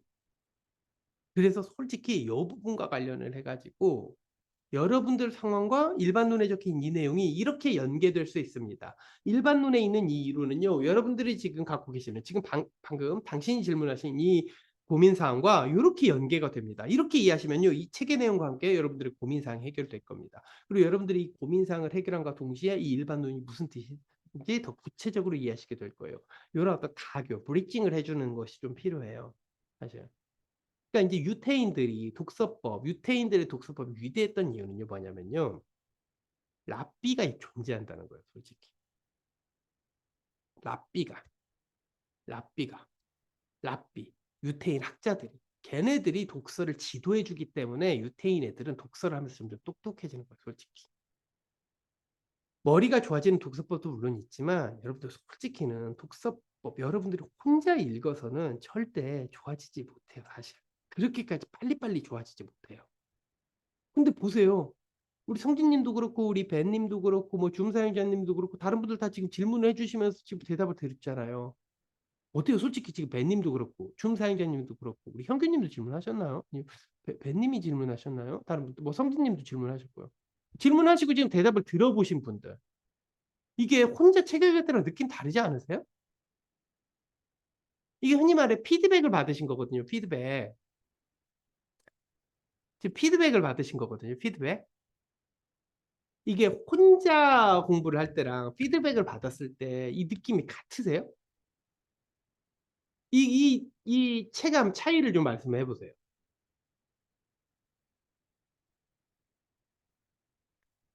그렇죠, 성진님. 우리 성진님은 저번 주에 이미 1대1 그 수강을 받으셨어요, 저한테. 그래가지고 피드백의 효율성이 얼마나 큰 영향을 끼치는지 알게 되는 요즘입니다. 이게 진짜 중요해요, 사실, 여러분들. 그러니까 아무리 책을 읽고 아무리 이론적인 보편적인 얘기들을 아무리 잘 숙지하고 있어도 이게 실제로 응용되는 것도 쉽지 않아요. 그리고 이 이론과 내 행동이 서로 연계성이 있는 건지 이 이론대로 내가 지금 행동하고 있는 건지 이 행동에 대해서 내가 피드백을 좀 받고는 싶은데 어떻게 해야 하는 건지 스스로는 사실 이게 너무 힘들어요. 근데 유태인 애들이요 다 그렇게 똑똑한 이유는 뭐냐면요. 다 소규모 학습, 토론 학습이 조그만한 애들이 정말 조그만할 때부터 조그만 소규모의 학습을 뱉는데 거기에 랍비 학자가 개입을 해가지고 계속 계속 지도를 받는 거예요. 계속 지도를 받는 거예요. 그렇기 때문에 걔네들은 빨리 똑똑해지는 거예요. 여러분들 그 지금 대학을 운영하면서 제가 1년에 3번 지금 만남을 하고 있죠. 만남을 하고 있죠. 여러분들 이게 외국 대학 시스템이에요. 여러분들은 우리나라 대학만 다니셔가지고 이게 생경한 거예요. 이게 생소하게 느껴지시는 겁니다. 우리나라 대학은요, 심지어 저 서울대 다닐 때도 그랬어요. 한 번도 교수와 1대1 지도 면담? 그것도 학기에 2번 이상? 정기적으로? 개뿔? 아무것도 없어요. 아무것도 없어. 교수님과의, 그러니까 일단 지도 교수라고 명목상으로만 있을 뿐이지 그 지도 교수님과 1대1로 이렇게 1시간 이상 중요한 걸 물어보고 피드백 받고 내 연구 방향성이나 뭐 이런 걸 설정하고 아무것도 없다. 아무것도. 근데 외국에 진짜 유명한 대학들, 진짜 잘 나가는 대학들, 아이비리그라든가, 뭐 영국 캠브리지라든가, 옥스퍼드라든가, 뭐 이런 데들 있잖아요. 뭐 독일의 유명한 대학들. 다 1대1 지도 그 면담 시간이 있어요. 저는 그걸 지금 반영한 겁니다. 우리 뇌과학 공부법 대학에서. 굉장히 선진적인 시스템이에요, 여러분들. 이게 별게 아닌 것 같아 보이지만. 이게 정말 중요한 거예요. 피드백을 진짜 잘 받아야 빨리빨리 들어요, 정말. 정말로. 그렇잖아요. 여러분들 지금 말씀하셨잖아요. 그러면 어머니 성진님, 네, 명쾌하게 있습니다. 제가 아주 많이 읽은 건 아니고 언어 기종에서 추천해 주신 책이 워낙 거시적으로 훌륭하다 보니 이런 상황이 종종 생겨서요. 그렇죠. 뭐 어쨌든 이렇게 중간중간 체크하고 그러니까 피킹하는 그런 식의 어떤 정리법 나쁘지 않습니다. 좋습니다. 그러니까 피드백 지금 보세요. 성진님도 피드백이 효율성에 얼마나 큰 영향을 끼치는지 알게 되는 요즘입니다. 벤님도 북클럽 수강하고 메타컨텍 스키마도 수강했었는데요. 중간중간 혼란스러웠던 것들을 이렇게 질문하고 답변을 받으니까 더 명쾌해져요. 현규님, 질문과 답변을 통해 대표님과 상호작용할 때 더 깊이 기억에 남는 것 같아요. 피드백이 완성이에요. 완성. 학습의 완성, 피드백입니다. 모든 신경과학자, 인지과학자, 뇌과학자들 한결같이 얘기하는 게 피드백이에요. 우리나라 교육에서 가장 안 좋은 점이 뭐냐면요. 피드백이 엉망이에요. 여러분들 객관식 시험을 치른다는 것 자체가 애당초 우리나라 교육 시스템이 뭘 포기했다라고 볼 수 있는 거냐면 피드백을 포기했다는 거야. 객관식은요. 피드백 되는 것 같죠. 이게 내가 4번인데 3번 썼네. 땡이네. 피드백 받은 것 같죠. 그게 뭔 피드백이에요. 그냥 내가 틀렸다라는 사실 자체를 확언받는 것뿐이지 그건 피드백이 아니에요. 피드백은요. 주관식, 서술형에 관련한 문제에서만 제대로 된 사실 피드백이 있을 수 있는 겁니다. 왜? 내가 최대한 내 생각을 크리에이티비티하게 창의적으로 뭔가 생각을 해서 제시를 한 거고 그 제시된 것을 토론과 비판, 크리틱을 통해 가지고 다시 수정과 검열을 해주는 거잖아요. 이게 솔직히 피드백이지 뭐. 야 이게 답이 4번인데 너 왜 3번을 썼냐. 야 이 문제는 이렇게 풀었어야지 인간아 하면서 이렇게 4번이지 4번 임마. 답부터 3번 쓰면 안 돼. 이게 뭔 피드백이야 이게 뭔 피드백. 그러니까 솔직히 그만큼 똑똑한 사람이 별로 없어요 여러분들. 그러니까 여러분들 우리 뇌과학 공부법 대학을 수강해서 진짜 머리를 확 지금 여러분들이 갖고 계시는 IQ의 최소 뭐 50%도 아니야. 뭐 한 25%만 더 확장시켜도요. 그냥 인생 살기 너무 편해져요, 진짜. 말했잖아요. 우리나라 사람들은 대부분 아무리 공부를 잘하는 사람들 뭐 의대 출신이든 뭐 변시 출신이든 뭐든 간에 그냥 다 객관식 시험으로만 뇌가 절여져 가지고 창의적인 생각을 잘 못한다니까요. 진짜 그래요. 전 서울대 갈 때 아닙니다. 나중에 얘기하겠습니다. 서울대 갔을 때 얘기는. 어쨌든 여러분들 비슷해요. 피드백을 받아야 돼요. 피드백. 그래서 제가 그 1대1 수강 여러분들에게 그 타임을 항상 드리는 겁니다. 성진님, 예, 질문해 주셔도 됩니다. 그런데 그냥 괜찮아요. 다른 분들 질문해 주실 때도 여러분들 질문 생각나는 거 있으면 타이핑 해주시고 적어주시면 돼요. 자, 성진이 언어 시험만을 위한 작업 기억 및 절차적 기억 훈련법에 대해 조금 구체적으로 여쭈어봐도 괜찮을까요? 그러니까 그거는 그때 우리 1대1 수강 때 말씀드린 거랑 똑같은 것 같은데 여러분들 결국 특정 시험을 잘 치르기 위해서는요. 그 시험을 계속해서 연습하고 훈련하는 수밖에 없어요. 왜냐하면 이 뇌과학자들이 이렇게 얘기하거든요. 보편적인 작업 기억 능력은 사실 없어요. 보편적인. 그러니까 만능 도구, 뭐 만능 드라이버, 뭐라고 해야 할까요? 뭐 만능 키, 만능 열쇠? 이런 만능 열쇠 같은 작업 기억 능력은 사실 없어요. 특히 절차적 기억이라고 하셨잖아요. 절차적 기억은 실제로 예를 들어 내가 리트 시험이라면 리트 시험이라는 절차를 계속 경험해봐야 생기는 게 리트 시험에 대한 절차적 기억이에요. 내가 예를 들어 가지고 뇌과학 책만 아무리 읽었어도요. 그 뇌과학 책을 읽는 것에 대한 절차적 기억과 이 지금 리트 시험을 볼 때의 절차적 기억은 미묘하게 다를 수는 있어요. 물론 뇌과학을 공부함으로써 아니면 뭐 정치학, 경제학을 공부함으로써 뭐 다양한 사회문화 현상을 공부함으로써 뭐 아니면 또 뭐가 있어요. 뭐 언어 철학을 공부함으로써 현대 철학을 공부함으로써 어떤 텍스트 이 내용과 관련한 텍스트가 실제로 리트 시험에 나와서 보자마자 이렇게 바로 적용이 되는 그런 어떤 능력이 있지만 이건 절차적 기억은 사실 아니에요. 내 롱텀 메모리가 쓰인 것뿐이죠. 절차적 기억이라는 건 말 그대로 내가 어떤 특정한 일을 할 때 그 일과 관련한 노하우가 몸에 배인 거예요. 몸이 느끼는 기억이에요. 사실. 몸이 느끼는 기억이지 머리로 하는 기억이 아니에요. 절차적 기억이라는 거. 작업 기억도요. 일종의 이것도 약간의 절차적 기억이에요. 리트 시험을 때 내가 이런 질문을 받았을 때 주로 이렇게 처리하는 방식이 있었지라는 노하우, 테크닉이 있는 거예요. 그 테크닉에 대한 작업 기억입니다. 언어 시험에 대한 작업 기억은요, 사실 테크닉이에요. 내가 이런 질문을 받았을 때 나는 이쪽에 이렇게 메모를 하고 이렇게 체크를 해서 이렇게 한 다음에 이걸 종합해가지고 이렇게 교출을 하지. 이런 어떤 나름의 테크닉, 그게 테크닉이죠. 그렇죠. 그래서 그 시험만을 위한 작업 기억과 절차적 기억은 결국 몸이 체화하고 몸이 느끼게 하는 테크닉이기 때문에 그 시험을 자주 반복적으로 연습하는 수밖에 없기는 해요. 즉 시험 문제를 많이 푸는 겁니다. 양치기를 좀 하긴 해야 돼요. 솔직히 얘기해서. 어떻게 좀 정의가 됐을까요? 다만 이 양치기를 하고 이 테크닉이 빨리 적용되기 위해서 우리 롱텀 메모리를 더 많이 늘려놓는 겁니다. 왜? 내가 지금 지문을 읽는데 이 지문 내용이 뭔지도 모른 채 테크닉만 적용하려고 하면요, 생각보다 적용이 안 될 때가 있어요. 왜냐면 이 내용을 모르니까. 뭔 얘기인지 이해가 안 되니까. 근데 내가 이미 뇌과학이라든가 경제학이라든가 정치학이라든가 뭐 다양한 어떤 예술, 뭐 다양한 철학, 뭐 이런 어떤 공부를 해뒀어요. 그래가지고 요걸 읽는데 이 내용을 이해가 돼. 이 내용이 뭔 말인지 알겠어. 그러면 내가 평상시에 몸에 익혀뒀던 테크닉, 몸에 치열시켜놨던 테크닉, 이게 확 적용이 더 빨리 되죠. 왜냐면 이 내용을 이미 알고 있기 때문에. 아니면 이 내용을 완전히 알고 있지 않다 하더라도 50% 이상은 알면. 완전 모르는 것보다 훨씬 편해요, 여러분들. 완전 다르다고요. 이렇게 쑥 이렇게 거기에 몰입되는 정도가. 이게 좀 정리가 됐을까요? 즉 언어 시험만을 위한 작업 및 기억 및 절차적 기억은 몸이 체화할 수 있는, 즉 노하우로서의 테크닉이기 때문에 그 시험을 치르는 양치기를 좀 하기는 해야 합니다. 시험 공부로서의 양치기는 해야 합니다라는 겁니다. 그러니까 아주 간단한 예요. 여러분들 제가 아무리 뇌과학 책이니 뭐니 이런 걸 많이 해도요, 막말로 진짜 강의를 한 달에 한두 번, 두세 번도 아니고 진짜 막 6개월에 한 번씩만 여러분들이 이렇게 만나서 4시간 강의하고 뭐 3시간 강의한다고 하면 제가 4시간, 3시간 될까요? 솔직히? 여러분들 어떻게 생각하세요? 제가 막 반년에 한 번씩 강의를 하는 사람, 반년에 한 번씩. 1년에 두 번 해. 그러면 여러분들한테 지금 강의를 해드린 것처럼 어떤 질문이 들어와도 바로 대답을 하고 막 3시간, 4시간씩 막 체력적으로 막 지치지도 않고 얘기를 하고 막 다양한 사례나 막 다양한 어떤 예시까지 들어가면서 막 이론 설명을 하는, 이렇게 유려하게 말을 하는 사람이 될까요? 어떻게 생각하세요, 여러분들? 음. 물론 공부량은 똑같아요. 예전이나 지금이나 똑같다고 해도 제가 강의 시간을, 그 양을 여러분들과 이렇게 초대석 하는 강의, 정규 라이브 강의, 정규 해설 강의, 수강생분들을 위한 정규적인 강의들, 이런 것들을 다 줄여가지고 진짜 1년에 딱 두 번만 한다면.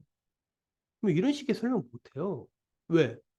결론적으로 줌을 켜고 이렇게 여러분들과 소통을 하면서 대화를 할 수 있는 건 이거 순전히 절차적 차원에서의 작업 기억 능력이거든요. 테크닉이에요. 몸이 느끼고 있는 테크닉이에요. 이건 머리로 하는 일이 아니에요, 사실. 몸이 느끼고 있는, 무의식으로 처리되는 메커니즘이에요. 이거는 제가 강의를 너무 많이 했기 때문에 몸에서 익숙한, 몸이 터득하고 있는, 몸에서 체화된 그런 어떤 암묵적 기억인 거죠. 암묵적 기억. 제가 만약에 강의의 양이, 절대량이 부족했으면 이런 식의 강의는 못했을 거예요. 근데 이제 그 1만 시간의 법칙이죠. 1만 시간의 법칙을 저는 이미 25에서 35, 그 10년 동안에 채웠죠. 어디서? 대치동에서. 대치동에서. 그래서 전 여러분들 강의가 하나도 어렵진 않아요, 진짜. 전혀 어렵지 않습니다. 어떤 상황에서든, 어떤 이유에서든, 어떤 식으로든 여러분들께 뭐든 다 설명드릴 수 있어요. 제가 알고 있는 분야가 워낙 이제 많기도 하고, 지금은. 자, 어떻게, 성진님, 좀 대답이 됐을까요? 그래서 양치기가 좀 필요한 건 분명히 있다. 라는 겁니다.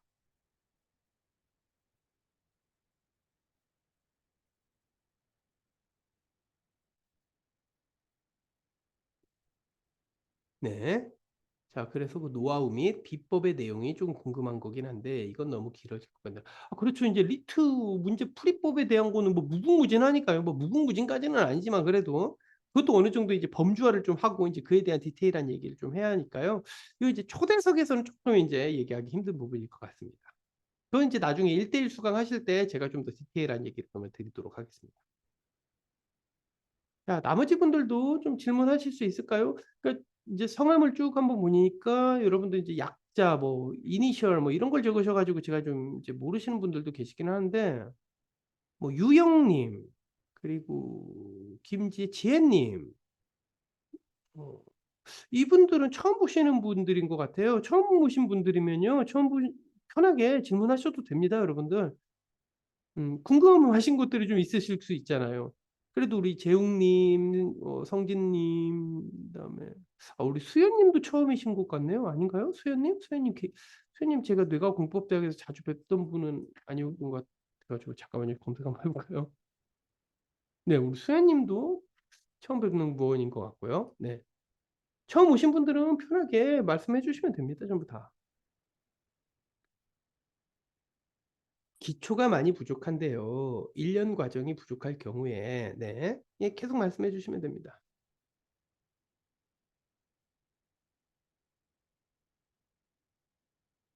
2년 연속 수강이 가능할까요? 무슨 뜻이죠? 다시, 잠깐만요. HW님, 기초가 많이 부족한데 1년 과정이 부족할 경우에 2년 연속이 수강이 가능할까요? 그러니까 지금은 이제 2024학년도 뇌과학공부법대학이 진행되고 있고요. 이제 내년에 2025학년도 거가 이제 진행이 될 텐데요. 글쎄요. 이제 커리큘럼이 조금 달라지기는 할 거예요. 그래요? 너무 수준이 높다고 여겨져서요? 어, 모르겠어요. 이제, 음, 그러니까 여러분들 수준이 높다, 낮다. 그러니까 물론 이제 여러분들 좀 이따 2년 연속 수강 여부도 말씀을 드릴게요. 음. 일단 2년 연속 수강 여부부터 말씀드리자면 아마 뭐 이런 건 가능하긴 할 것 같습니다. 분명히 커리큘럼도 조금 달라지고요. 내년에는 조금 더 업그레이드된 부분은 솔직히 있긴 할 거예요. 왜냐면 지금 올해는 제가 뇌과학 공부법대학을 처음으로 시작하는 거잖아요. 그렇기 때문에 이제 저도 하고는 싶은데 이제 여건이 안 되거나 여력이 안 돼가지고 사실 못한 커리큘럼 몇 개 좀 더 있어요. 뭐 예를 들어 여러분들에게 글쓰기법을 가르쳐 준다든가 여러분들 나름대로 이제 1년 수강을 쭉 하면 전자책 한 권이 나올 수 있도록 여러분들 나름 이름을 건 여러분들의 책이 나올 수 있도록 그래서 이걸 출간을 제가 시켜드릴 예정인데 이런 작업까지는 제가 이제 올해는 너무 바빠가지고 좀 그거는 이제 못 될 것 같더라고요. 그래서 이제 그건 좀 죄송하죠. 근데 이제 그런 것까지 좀 포괄하고 포함해서 이제 내년도 진행할 예정이에요. 근데 이런 식의 혜택은 당연히 이제 드릴 수 있을 것 같긴 해요. 그러니까 2024학년도 수강을 하신 분들은 2025학년도 거에 이제 추가된 커리큘럼을 듣고 싶으실 때 그 추가된 커리큘럼 정도에만 좀 해당이 되는 금액으로 수강하실 수 있게끔. 그러니까 지금 예를 들어 200만 원이라면 200만 원을 전부 다 내년에 똑같이 지불하지 않고 이미 이제 2024학년도 수강을 한번 하셨던 분들은 2025학년도에 업그레이드된 부분에 해당되는 딱 그 정도의 비율적으로 비례적으로 딱 그 정도에 해당되는 금액만 지불하시고 또 들을 수 있게끔 그렇게 저희가 조치를 해드릴 수 있습니다. 그렇게 혜택을 드릴 수 있어요. 충분히. 그런 건 걱정하지 않으셔도 될 겁니다. 네. 그런 식의 이제 2년 연속 수강 가능하실 것 같고요. 그리고 이제 너무 수준이 높다라는 얘기. 그러니까 저는요, 여러분들, 그러니까 도대체 이 수준이라는 게 뭔지는 이제 저는 잘 모르겠지만, 그러니까 여러분들, 결론적으로 우리가 인생을 사는 데 있어서 우리의 인생을 윤택하게 하고 내 삶의 질을 드높일 수 있는 것이 어떤 특정한 진리나 팩트가 있다면 그 진리나 팩트를 이해하는 과정이 아무리 어렵고 수준이 높다 하더라도 우리는 사실 그거 알아야 하는 거 아닐까요? 저는 그렇게 생각해요. 그러니까 수준이 높은 진리가 있고 수준이 낮은 진리가 있는 게 아니라 전 사실 그렇게 생각해요. 어떻게 보면 진리나 팩트는 나중에 알고 나버리면 너무도 단순한 거긴 한데 사실 그 진리나 그 팩트를 알기 전까지는 너무 험난하고 지난하고 괴롭기 때문에 그것 때문에 오히려 수준이 높다라고 라벨링이 돼버린 게 아닌가라는 생각이 좀 들어요. 음. 아니 그러면 반대로 수준이 중간 단계거나 낮은 단계 것만 알고 살면요 인생이 행복하고 좋은 삶을 살 수 있나요? 그러니까 저는 이렇게 반문하고 싶어. 이런 얘기 하시는 분들 있잖아요. 야, 진리나 뭐 팩트가 밥 먹여주냐? 뭐 진리나 팩트를 안다고 다 잘 먹고 잘 사는 건 아니다. 그럼 반대로도 얘기해 볼 수 있는 문제 아니에요? 그러면 진리나 팩트를 모른다고 잘 먹고 잘 사시나요? 진리나 팩트를 몰라서 잘 먹고 잘 사시나요, 지금? 오히려 진리나 팩트를 아는 사람들, 이렇게 해야죠. 과학적인 이제 접근법이라면 이래야죠. 진리나 팩트를 알고 있는 나름의 사람을 범주를 가지고 있는 사람의 이 사람들의 QOL, QOL, 퀄리티 오브 라이프를 좀 따져보고 그 다음에 진리나 팩트를 좀 몰라가지고 중간 단계 수준 이런 거나 낮은 단계 수준 알고 있는 사람들 범주 중에서 잘 먹고 잘 사는 사람의 비율을 한번 따져보는 거예요. 그러면 증명이 되는 거 아닌가요? 방증이 되잖아요. 진리나 팩트가 과연 QOL을, 삶의 질을, 행복감을 높여주는데 도움을 주는 것이냐 아니냐는 물론 이제 그 안에 다양한 요소가 결부돼 있기 때문에 완벽한 실험 설계는 아니지만 대략적으로나마 할 수 있는 얘기잖아요. 수준 높은 진리를 안다고 해서 잘 먹고 잘 사는 거냐? 반대도 가능한 얘기죠. 중간 단계 수준이라든가 낮은 단계 수준의 진리나 팩트를 안다고 아니면 뭐 더 정확히 말하자면 진리나 팩트를 전혀 모른 채로 산다고 잘 먹고 잘 사나요? 오히려 잘 먹고 잘 사지 못하는 분들이 더 많을걸요? 진리나 팩트를 모르시는 분들 중에. 우리는 모든 걸 비율로 생각을 해봐야 하는 겁니다. 비율로. 비율로. 아니, 단순한 예로 제가 아까 이제 뭐 서연고, 명문대, 뭐 서울대를 좀 폄훼하는 얘기를 하긴 했지만 뭐 간단히 한번 생각해 보세요. 서울대 나온다고 다 잘 먹고 잘 사냐? 아, 그쵸, 맞는 말이죠. 그럼 서울대 안 나온다고 잘 먹고 잘 사나요? 생각해 보면 되는 문제라는 거예요.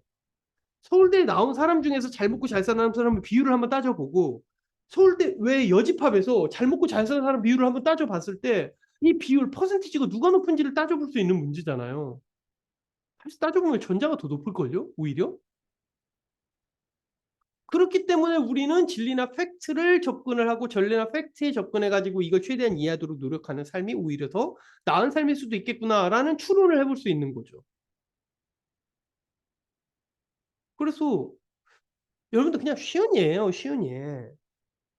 그냥 쉬운 책만 읽고 쉽고 편한 책만 읽으면요. 그러니까 저는 이제 나중에 이게 공개 영상으로도 한번 만들까 생각 중인데 인생이 생각보다 쉬워져요. 이 쉬워진다는 게 좋은 의미에서 쉬워지는 게 아니라 평이하고 낮아진다고요. 한마디로. 하향 평준화될 가능성이 있어요. 그러니까 저는 결국 여러분들이 언젠가는 알아야 할 내용이라면 그게 수준이 높든 낮든 간에 알아야 할 어떤 노력? 그런 어떤 몰입하려고 하는 능력, 집중력을 좀 키우시는 게 차라리 낫지 않을까라는 겁니다. 여러분 아주 흔한 예로 돈 버는 강의, 뭐 돈 잘 벌고 돈 잘 벌 수 있는 방법으로 재테크 같은 게 있잖아요. 근데 재테크는요 공부 안 하고 들어가도 될 것 같죠. 재테크를 진짜 제대로 하고 어떤 주식이나 채권 시장의 움직임, 현물 시장의 움직임 이런 것들을 이해하려면요. 그냥 공부 되게 많이 해야 돼요. 왜? 이 경제 현상이라는 이 팩트 자체가 워낙 수준이 높은 지식들이거든요. 통화 정책이나 재정 정책 간의 상관성을 이해하려면요. 굉장히 공부 많이 해야 돼요. 사실 생각보다. 굉장히 많아요. 여러분들 돈 그냥 버는 것 같죠? 돈벌이 뭐 돈벌이 강의 아니면 뭐 경제 현상에 대한 이해. 이건 되게 쉬울 것 같잖아요. 전혀 그렇지 않아요. 이것도 수준이 높은 팩트와 진리 중에 하나입니다. 그러니까 결국 알아야 할 내용이라면 알아버리는 게 편해요. 차라리. 그게 높든 낮든 간에. 그러니까 예를 들어 이런 거죠. 그러니까 학창 시절 때는 이런 말이 통할 수는 있어. 나는 중3이니까 아직 고3들이 보고 있는 저런 얘기까지 내가 알 필요가 있을까? 맞죠? 근데 성인이 돼서는 그 얘기가 달라져야 돼요. 야, 나는 아직 22세밖에 안 돼 있으니까 사회에서 성공한 40대나 50대 사람이 얘기하고 있는 저 진리를 아직은 알 필요가 없어. 왜? 수준이 너무 높거든. 이렇게 말씀하는 사람이 있다고 하면 여러분들 이분에 대해서 어떤 느낌이 드세요? 나는 서른 중반이 이제 되기는 했지만 괜찮아.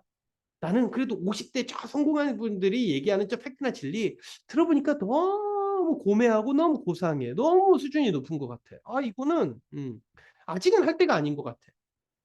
서른 중반이라도 있는데. 그렇게 말씀하실 거예요? 이게 학창 시절 때의 생각이나 사고방식과는 달라져야 하는 부분이라는 거예요. 내가 중1 땐 고3 걸 볼 필요 없죠. 왜? 아직 뇌가 그만큼 발달하지 않았으니까. 근데 뇌는 이미 20대 이후부터 발달하고 이제 끝났고요. 이제 그 이후부터 발달하기는 본인 역량 나름이에요. 실제로 14세의 뇌와 19세의 뇌는 굉장한 차이가 있어요. 하지만 20세와 29세, 20세와 39세, 20세와 49세 이 차이는요 없을 수도 있고요. 엄청날 수도 있어요. 왜? 본인이 어떻게 살아왔느냐에 따라서 달라져 버리는 문제니까요. 그때부터. 그러니까 수준이 높은 책이 그런 얘기를 하고 있는 이유는 그럴 만한 이유가 있어서 그런 거라고도 생각할 수 있는 부분인 거예요. 제가 무작정 그냥 무조건 어렵을 책을 여러분들에게 드리고 싶은 건 아니에요. 그냥 진리나 팩트에 가까운 내용이 가장 이 책에 근접하니까 이 책을 얘기해 드리는 것뿐입니다. 근데 마치 이런 거 있잖아요. '아 이런 책은 아직 알 필요가 없는 것 같은데.' 왜냐면 너무 어려워. 이거 꼭 알아야 돼? 그러니까 이건 여러분들 선택이에요. 여러분들 선택이시기는 한데 알든 말든 상관없어요. 그게 본인의 삶을 본인이 책임지셔야 하는 거니까. 근데 이런 거를 모른다고 해서 무조건 잘 먹고 잘 산다는 보장은 오히려 더 떨어질 수도 있다는 거예요. 자 어떻게 좀 설명이 됐을까요? HW님? 음. 여러분들 모든 진리는 뭐 초등학생도 이해할 정도로 설명을 해야 어 진짜로 이걸 이해한 거다. 이걸 진짜로 이해한 사람은 초등학생이나 중학생한테도 설명해도 이해시킬 수 있을 정도가 돼야 한다. 여러분들 이렇게 얘기했다고 유명하신 분 계시죠? 천재 물리학자. 맨해튼 프로젝트에도 참여하셔 가지고 그 핵폭탄에 노출돼 가지고 금방 돌아가신 분. 그렇죠. 파인만. 여러분들 솔직히 파인만 자서전 읽어 보시면요. 그런 말을 했던 분이라고 여러분들이 쉽게 믿으시면 안 돼요. 왜냐하면 파인만의 자서전이 있어요, 여러분들. 뭐 파인만 씨의 뭐 농담도 잘하시는가? 뭐 아무튼 파인만과 관련한 평전은 진짜 많고요. 본인이 쓴 자서전도 진짜 많거든요. 파인만 자서전을 보면요. 어떤 얘기가 나오냐면 "내가 대학에 입학한 뒤 오랜만에 집에 들렀다. 그러다 아버님을 봤다. 우리 아버님도 뭐 과학의 전문가는 아니지만 아마추어 수준으로 나름대로 과학에 조예가 깊고 관심이 많으신 분이었다. 특히 내가 물리학을 전공하고 있다라는 것에 호기심을 가지셔 가지고 내가 방학에서 집으로 돌아오자마자 계속 인제 이런저런 질문들을 해 주셨다. 그래 가지고요. 무슨 내용인가 뭐 양자역학인가 뭐 그에 대한 얘기를 해 드렸대요. 그리고 뭐 또 뭐 전기역학에 관한 얘기도 좀 말씀을 드리고. 근데 거기에 뭐라고 나오는지 아세요? 나는 나름대로 최대한 열심히 설명하려고 노력은 했지만 끝내 아버님은 이해를 하시진 못했던 것 같다. 이렇게 나와요. 음. 그리고 그거에 대해서 뭐 특별히 뭐 파이만이 자책한다거나 내가 노력해야겠다." 뭐 그런 식의 뭐 대목도 없습니다. 그러니까 본인도 그런 얘기를 했음에도 불구하고 이렇게 이해를 못 시켜 드렸다는 거예요. 나름대로 아마추어 과학 조예가 있으신 자기 아버님한테. 그러니까 저는 약간 상술이라고 생각해요, 솔직히 그 말. 누구나 이해할 수 있을 만큼 쉽게 설명을 해야 그것을 제대로 그 진리를 이해했다라고 볼 수 있다. 그런 식으로라면 대학을 왜 다니세요? 누구나 다 아는 건데. 초딩이나 중딩도 알 법한 내용이 진리라면 대학은 왜 나오시려고 하세요? 안 나와도 되잖아. 초딩이나 중딩도 이해할 법한 게 그리고 그렇게 이해시켜 줄 만한 사람이 누군가 어딘가에 있겠고 있다면 그 사람 찾아 가지고 그냥 들어버리면 그만이지 뭐하러 공부하세요? 그렇게 설명이 안 되는 대목이 너무 많아서 그런 거예요. 이 세상을 잘 돌아가게 하고 이 세상에 대한 해상도를 높여서 내 삶의 질을 높이고 내 돈벌이에 그러니까 내 경제 능력을 높이고 경제 역량을 높이고 나의 재테크 능력을 높이는 그러니까 내가 어떤 삶을 잘 헤쳐나갈 수 있는 역량을 키워주는 그런 다양한 지식들은요 생각보다 복잡하고 어려운 것들이 꽤 많기 때문에 그런 겁니다. 그러니까 우린 그냥 공부를 하는 것뿐이에요. 만약에 그렇게 하지 않고서도 잘 먹고 사는 사람이 진짜로 비율이 많았다면 공부는 왜 해요 솔직히. 생각보다 집단지성은 똑똑하다니까요. 사람들이 공부하려고 하는 이유는 다 나름대로 있는 거예요. 물론 여러분들 이 공부를 너무 그렇게 객관식 시험 봐 가지고 의대 가기, 뭐 객관식 시험 봐 가지고 뭐뭐 되기, 뭐뭐 되기, 이 시험 봐 가지고 뭐뭐 되기 이런 식으로 생각하지 마시고요. 학습, 학습. 자꾸 고차원적이고 조금 더 아직은 많은 사람들이 모르는 뭔가의 어떤 생경하지만 나만이 알고 있는 진리와 팩트를 찾으려고 노력하는 이유는 뭐냐면요. 그걸 알고 있으면 삶이 더 우월해지고 생존에 조금 더 월등해지기 때문에 그런 거예요. 내 스스로 나를 자연 선택화시키기 위해서 그런 거예요. 진화론으로 치자면. 나를 더 우월한 존재로 만들기 위해서 그런 거라고 이해하시면 됩니다.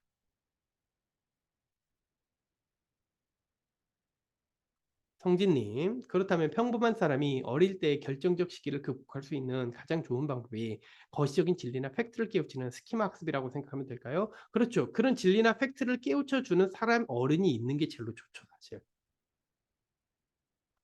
그래서 여러분들 가정교육이라는 게 꼭 예의범절 차원에서만 중요한 게 아니라, 그것도 당연히 중요한 거지만, 이런 거예요. 어릴 때부터 이미 거대한 진리나 팩트를 이미 알려주는 거예요. 근데 가장 대표적인 예로 제가 아주 말씀드리는 그 철학자, 경제학자가 존 스튜어트 밀이에요. 근데 존 스튜어트 밀은요, 16세 이미 대학에 입학할 정도의 수준이었거든요. 실제로 대학에 입학해버렸고요. 아주 어릴 때 라틴어도 했고요. 아주 어릴 때 외국어를 너무 잘했고, 아주 어릴 때부터 정치, 경제, 사회 모든 어떤 학문 분야, 철학 이런 것과 관련한 모든 지식이 이미 대학생들 평균 이상이었어요. 왜 그랬을까요? 왜 그랬을까요? 존 스튜어트 밀이 왜 그렇게 똑똑했을까요? 혼자서? 혼자서? 아까 유태인들이 그들의 독서법이 유명하고 걔네들이 똑똑해지는 이유 중에 하나도 비슷한 거예요. 랍비 학자라고 있자고 했죠. 존 스튜어트 밀의 아버지가요. 제임스 스튜어트라고요. 그 당시 아주 유명한 공리주의자, 정치 철학자, 정치 경제학자, 벤담의 친구. 그게 제임스 스튜어트였거든요. 그 제임스 스튜어트가 그 사람이 존 스튜어트 밀의 아버지예요. 그래서 존 스튜어트 밀은요, 아버지로부터 계속 토론식의 수업을 받는 거예요. 중요한 건 뭐냐면, 존 스튜어트 밀은 아주 어려운 걸 알려줘요. 존 스튜어트 밀 자서전에도 나와요. 나는 이거를 처음에는 이해하지 못했다. 1년 뒤에도 이해하지 못한 것들도 꽤 있었다. 3년 뒤에도 이해하지 못한 것들도 있었다. 하지만 이거를 계속 머릿속 어딘가에 담아두고 계속해서 고민하고 마음속 어딘가에 계속 맴돌고 있다라는 기분은 들었다. 그게 내가 다양한 지식이 쌓이고 다양한 것들을 공부하고 내가 커가면서 어느 순간 뭐 1년 전에 몰랐던 거, 3년 전에 몰랐던 거, 여전히 몰랐던 그것이 어느 순간 막 이렇게 풀리면서 이해되는 순간도 있었다. 이런 거예요. 결국 알아야 할 진리라면 그냥 가볍게라도 들어두는 게 차라리 나아요. 왜? 내 지금 수준이 거기보다 간격이 있고 여기에 공간이 있다는 건 알겠지만 결국 내가 가야 할 곳이 거기라는 목표의식은 설정이 되잖아요. 목표의식은. 목표의식은 설정이 되죠. 목표의식 있는 삶이 얼마나 중요한 건지는 우리 1월달 북클럽에서 설명드리고 다음 달에도 설명드릴 거예요. 아니, 북클럽이에요. 1월달 브레인워크부, 우리 뇌과학 공부법 대학에서도 가르쳐 드린 것처럼 2월달 또 한 번 설명드릴 거예요. 목표의식이 있는 거예요, 이 사람은. 존 스튜어트 밀은 일반적인 평범한 애들이랑 완전히 달랐던 거예요. 그냥 일반적인 애들은 초등학교 1학년 커리큘럼, 2학년 커리큘럼, 3학년 커리큘럼 그냥 이 단주를 그냥 이렇게 올라가는 애들인데 존 스튜어트 밀은 물론 아직 어리니까 초등학교 1학년 커리큘럼 따라가고 2학년 커리큘럼을 따라가겠지만 그 와중에도 그럼에도 내가 지금 하고 있는 공부는 궁극적으로 저걸 향하기 위한 것이구나. 내가 나중엔 저걸 꼭 알아야만 하는 거구나. 지금 이거는 아주 밑바닥에 불과한 거구나라는 이 감을 느낀 거예요, 얘는. 이 감을 계속 십몇 년 동안 느껴가면서 여기를 향해 지향해 간 겁니다. 근데 일반적인 사람은요, 뭐 제임스 스튜어트 같은 그런 훌륭한 피드백을 해줄 수 있는 아버지가 없잖아요. 그러니까 그냥 초등학교 1학년이나 초등학교 2학년 공부하면 그 공부의 세계가 단 줄 알아. 그게 단 줄 알아. 중학교 가면 중학교의 세계가 단 줄 알아. 고등학교 가면 고등학교의 세계가 단 줄 알아요. 이게 단 줄 알아. 근데 존 스튜어트 미를 완전 다른 거예요. 그 당시에 걸출한 공리주의자인 벤담과 제임스 스튜어트라는 어떤 기대치, 이 목표, 골이 있었던 거예요. 요 정도까지는 올라가야 진리지. 이 진리에 대한 바로미터가 달랐던 겁니다. 일반적인 사람은 요 정도 수준이 진리라고 생각하고 아니면 심지어는 이렇게 얘기하는 사람도 야 진리는 없어 막 이렇게 얘기하면서 그냥 아무렇게나 막 아무 책이나 읽고 사는 사람 있잖아요. 이런 사람과는 질적으로 다른 거예요. 삶 자체가. 이게 진리야. 여러분들 제가 뇌과학 공부법 대학에서 드리는 모든 워크북은요. 요 정도 수준의 진리라고 생각하시면 돼요. 그러니까 지금 당장 이해 못해도 상관없다니까요. 이런 게 있다는 걸 아는 것만으로도 여러분들은 다른 인생인 거예요, 이미. 이런 게 있다는 걸 아는 것만으로도. 왜냐면 이런 걸 있다고 알아버린 순간 이걸 외면할 수가 없거든, 사람이라면 이제. 진짜 다른 거예요. 진짜 별거 아닌 것 같긴 하지만 정말 여러분들 진리가 진짜 그 절대적인 수준이 만약에 예를 들어 진짜 절대적인 수준을 굳이 따지자면 요 정도가 있는데 요 정도 얘기만 해주는 책만 보면요 여러분들 이 세계가 전부인 줄 알아요 진짜. 근데 영원히 이 세계만 살다가 죽어요. 이 위에 하늘이 있다는 걸 모르고. 그런 거랑 똑같아요. 여러분들 제가 브레인 워크북, 북클럽 워크북, 메타컨셉트 클래스 워크북 전부 워크북으로 드리는, 그리고 여기 브레인 코드에 적혀 있는 모든 내용들, 이 내용들. 아, 수준 어렵죠. 어려울 수 있죠. 난해할 수 있죠. 하지만 이게 진리예요. 이게 진리. 우리 뇌는 이렇게 돼 있다고요. 우리 뇌는 이렇게 돼 있는데 왜 엉뚱한 걸 공부를 하세요? 우리 뇌는 이렇게 돼 있는데 사실. 근데 뭐 다른 거 보면 우리 뇌가 달라지나요? 물리적인 형태가? 우리 물리적인 메커니즘이 달라져요? 뭐 다른 거 보시면 이렇게 설명하지 마. 야, 이거 너무 어려워. 이런 거 있지 마. 더 쉽게 써줄게, 더 쉽게 써줄게. 뇌라는 거라면서 이성과 감정이 있어. 이걸로 모든 게 해결이 돼. 이따위로 쓰는 뭐 이렇게 딱 이분화 시켜가지고 얘기하는 이런 수준의 책을 읽는다고 해봐요. 그럼 여러분 이러고 사는 거예요. 그냥 이러고. 실제로 여러분들의 뇌는 이런 건데. 이해되시죠? 뭔 얘기인지. 아, 몰라도 돼요. 이걸 알고 있다는 사실 자체로 이걸 지향해가끔 만드는 원동력이 돼요, 이제. 이걸 아는데 어떻게 외면합니까? 이걸 알고도 외면한다면 그 사람의 삶이 하향평준화되면 이제 그 사람 책임이죠, 실제로 이제. 그거는. 본인이 선택해버린 거니까. 그런 식으로. 그러니까 수준이 높냐, 낮냐를 따지면 안 돼요, 성인이 되면요, 이제부터. 더 이상. 그게 진리냐, 궁극의 진리냐, 아니냐를 따져야 하는 문제인 거지. 그게 지금 이 세계를 가장 잘 설명해주고, 이 모든 사물과 현상, 우리 인간이라는 이 존재 자체를 잘 설명해 줄 수 있는. 그래서 내가 이대로 제대로 응용해서 살아간다면 훨씬 남들보다 생존에 월등하고 우월하고 편한 지위를 누릴 수 있느냐. 그걸 따져야 한다고요. 수준이 높냐, 낮냐랑은 상관이 없는 문제라고 이게. 이해되시죠? 뭔 얘기인지. 음. 그런 차원으로 지금 드리는 말씀이라고 보시면 됩니다. 다시 한번 정리해 드리자면 진리에는 수준의 높고낮음이 없다. 그리고 진리는 어떻게 보면 수준이 높을 수밖에 없는 얘기들일 수밖에 없을 것이다. 그리고 20살이 이미 넘어가 가지고 어느 정도 전전두엽이나 전두엽이나 모든 뇌의 기능이 다 이제 완성이 돼버린 이후부터는 수준이 높냐 아니냐 여부를 따지면 안 된다. 컨텐츠에 관해 가지고. 근데 여러분들 이런 건 조심하셔야 돼요. 괜히 난해하기만 하고 어렵게 설명만 하는데 사실 그게 우리 삶의 어떤 진리, 핵심, 알맹이, 에센스를 정확하게 보여주지 않는 그런 학문들 얘기들도 있어요. 저는 솔직히 약간 철학이 이런 느낌이라고 생각해요. 철학이. 사실 뇌과학이나 과학을 여러분들이 공부해 보시면요. 이 인지과학 읽어보시면 조금 수준은 높겠지만 읽어서 이해가 안 되진 않거든요. 이렇게 명징하게 증명이 되는 얘기이면서 수준이 높아야죠. 명징하게 증명될 수 있고 객관적으로 증빙이 된 얘기이면서 수준이 높은 것들을 읽으세요. 이걸 꼭 여러분들 이제 거의 이제 마무리되어 가고 있죠. 마무리되어 가는 이 과정에서 꼭 여러분들에게 강조드리고 싶은 부분입니다. 음. 자, 그래서 뭐 정리해드리자면 어쨌든 이 지금 샘플 파일이 조만간 올라올 겁니다. 이 샘플 파일에 대한 이제 문도 뭐 커뮤니티 그리고 이제 올라갈 테니까요. 그걸 여러분들이 아직 수강하지 않으신 분들은 샘플 파일을 보시면 되고 이제 샘플 파일은 완벽하진 않을 거예요. 많이 좀 삭제되고 없는 부분도 조금 있기는 할 겁니다. 그리고 우리 수강생분들은 당연히 원본 그 자체 완벽한 이 마스터 버전을 그대로 받으실 겁니다. 1, 2, 3월 통합본. 그래서 전체가 500페이지인데요. 그중에 한 25페이지 정도 되는 분량, 3개월치 분량을 미리 좀 받으실 겁니다. 그래서 이거 바로 지금 가서 다운받으시면 돼요. 근데 제가 이거 수정은 좀 해드릴게요. 제가 내일 오전 중으로 올려드릴 테니까 만약에 진짜 마스터 버전을 다운받고 싶으면 내일 오전 중에 받으시면 될 것 같습니다. 자, 또 질문해주고 싶으신 거 있으면, 아니, 근데 여러분들 이거 뭐 아직 가입하지 않으신 분들도, 뇌과학 공부법대학 아직 가입하지 않으신 분들도 이거 읽으시면 그래도 뭐 많이 삭제되고 뭐 없는 부분도 있긴 하지만 대략 감은 오실 거예요. 아, 이런 얘기들 다루고 있고, 이런 식으로 지금 공부법이나 자기계발법 원리를 뇌과학적으로 설명하고 있구나. 여러분 솔직히 이것만 읽으면요. 뇌과학이 안 읽으셔도 돼요. 진짜 저 이거 자신해요. 여러분들 1년치 수강하면서 1년치 제가 500페이지짜리 드린 이거 딱 읽잖아요. 그러면 이거 끝나요. 뇌과학은 끝나. 여러분들 일반인 수준에서 이 정도 알고 있다? 이거 거의 준전문가 수준입니다. 준전문가 수준. 이 정도로 알고 있으면. 그러면 더 이상 안 헤매도 돼요. 어떻게 헤매요?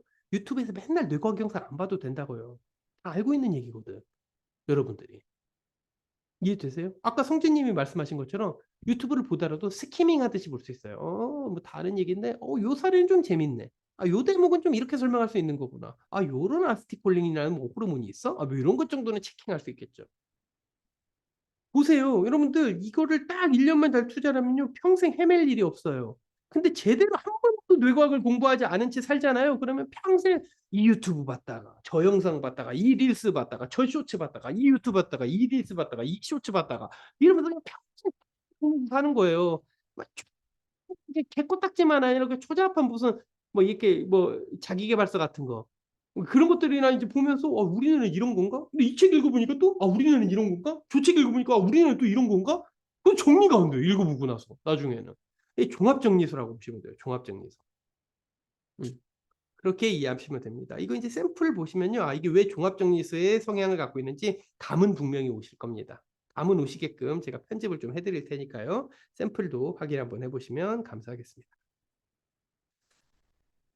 자, 마지막 질문 좀 한두 번만 더 받을까요? 제가 이제 30분 전에 이제 끝내야 합니다. 이제 1대1 수업이 이제 있어서요.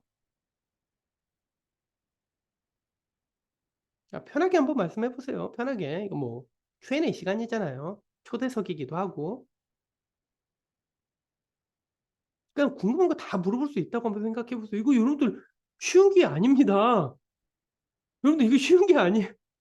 여러분들 저 1대1 수강하거나 1대1 논술 수업할 때요. 저 일단 최소 한 달에 뭐 예를 들어 사회 기준 한 달에 1시간씩만 수업 받아도요. 최소 60만 원 받아요. 60만 원. 여러분들 이거 질문을 하고 받을 수 있는 피드백 받을 수 있는 진짜 절호의 기회예요. 정말 좋은 기회니까 이거 뭐 아무거나 물어보세요. 여러분들 괜찮아요. 진짜. 저는 여러분들한테 각종 모든 걸 다 대답해드리고 싶습니다. 중요한 거 다. 음.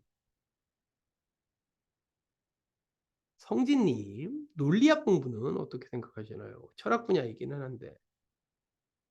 논리학은 너무 형식 논리학에 집착되는 면이 있죠. 형식 논리학. 형식 논리학, 형식 논리학, 형식 논리학. 논리학 공부, 형식 논리학으로서의 최고봉을 그냥 느끼시고 싶으면요. 사실 수학을 공부하는 게 최고예요. 논리학은요. 어떤 특정한 전제와 명제 하에서 시작되는 경우가 가끔 있거든요. 근데 그 전제와 명제 자체가 사실 애당초 틀려버린 경우가 있어요. 실증적으로 그게 실용적으로 맞는 얘기가 아닌데 그냥 그 명제 하에서 시작돼 버리는 경우가 있어요.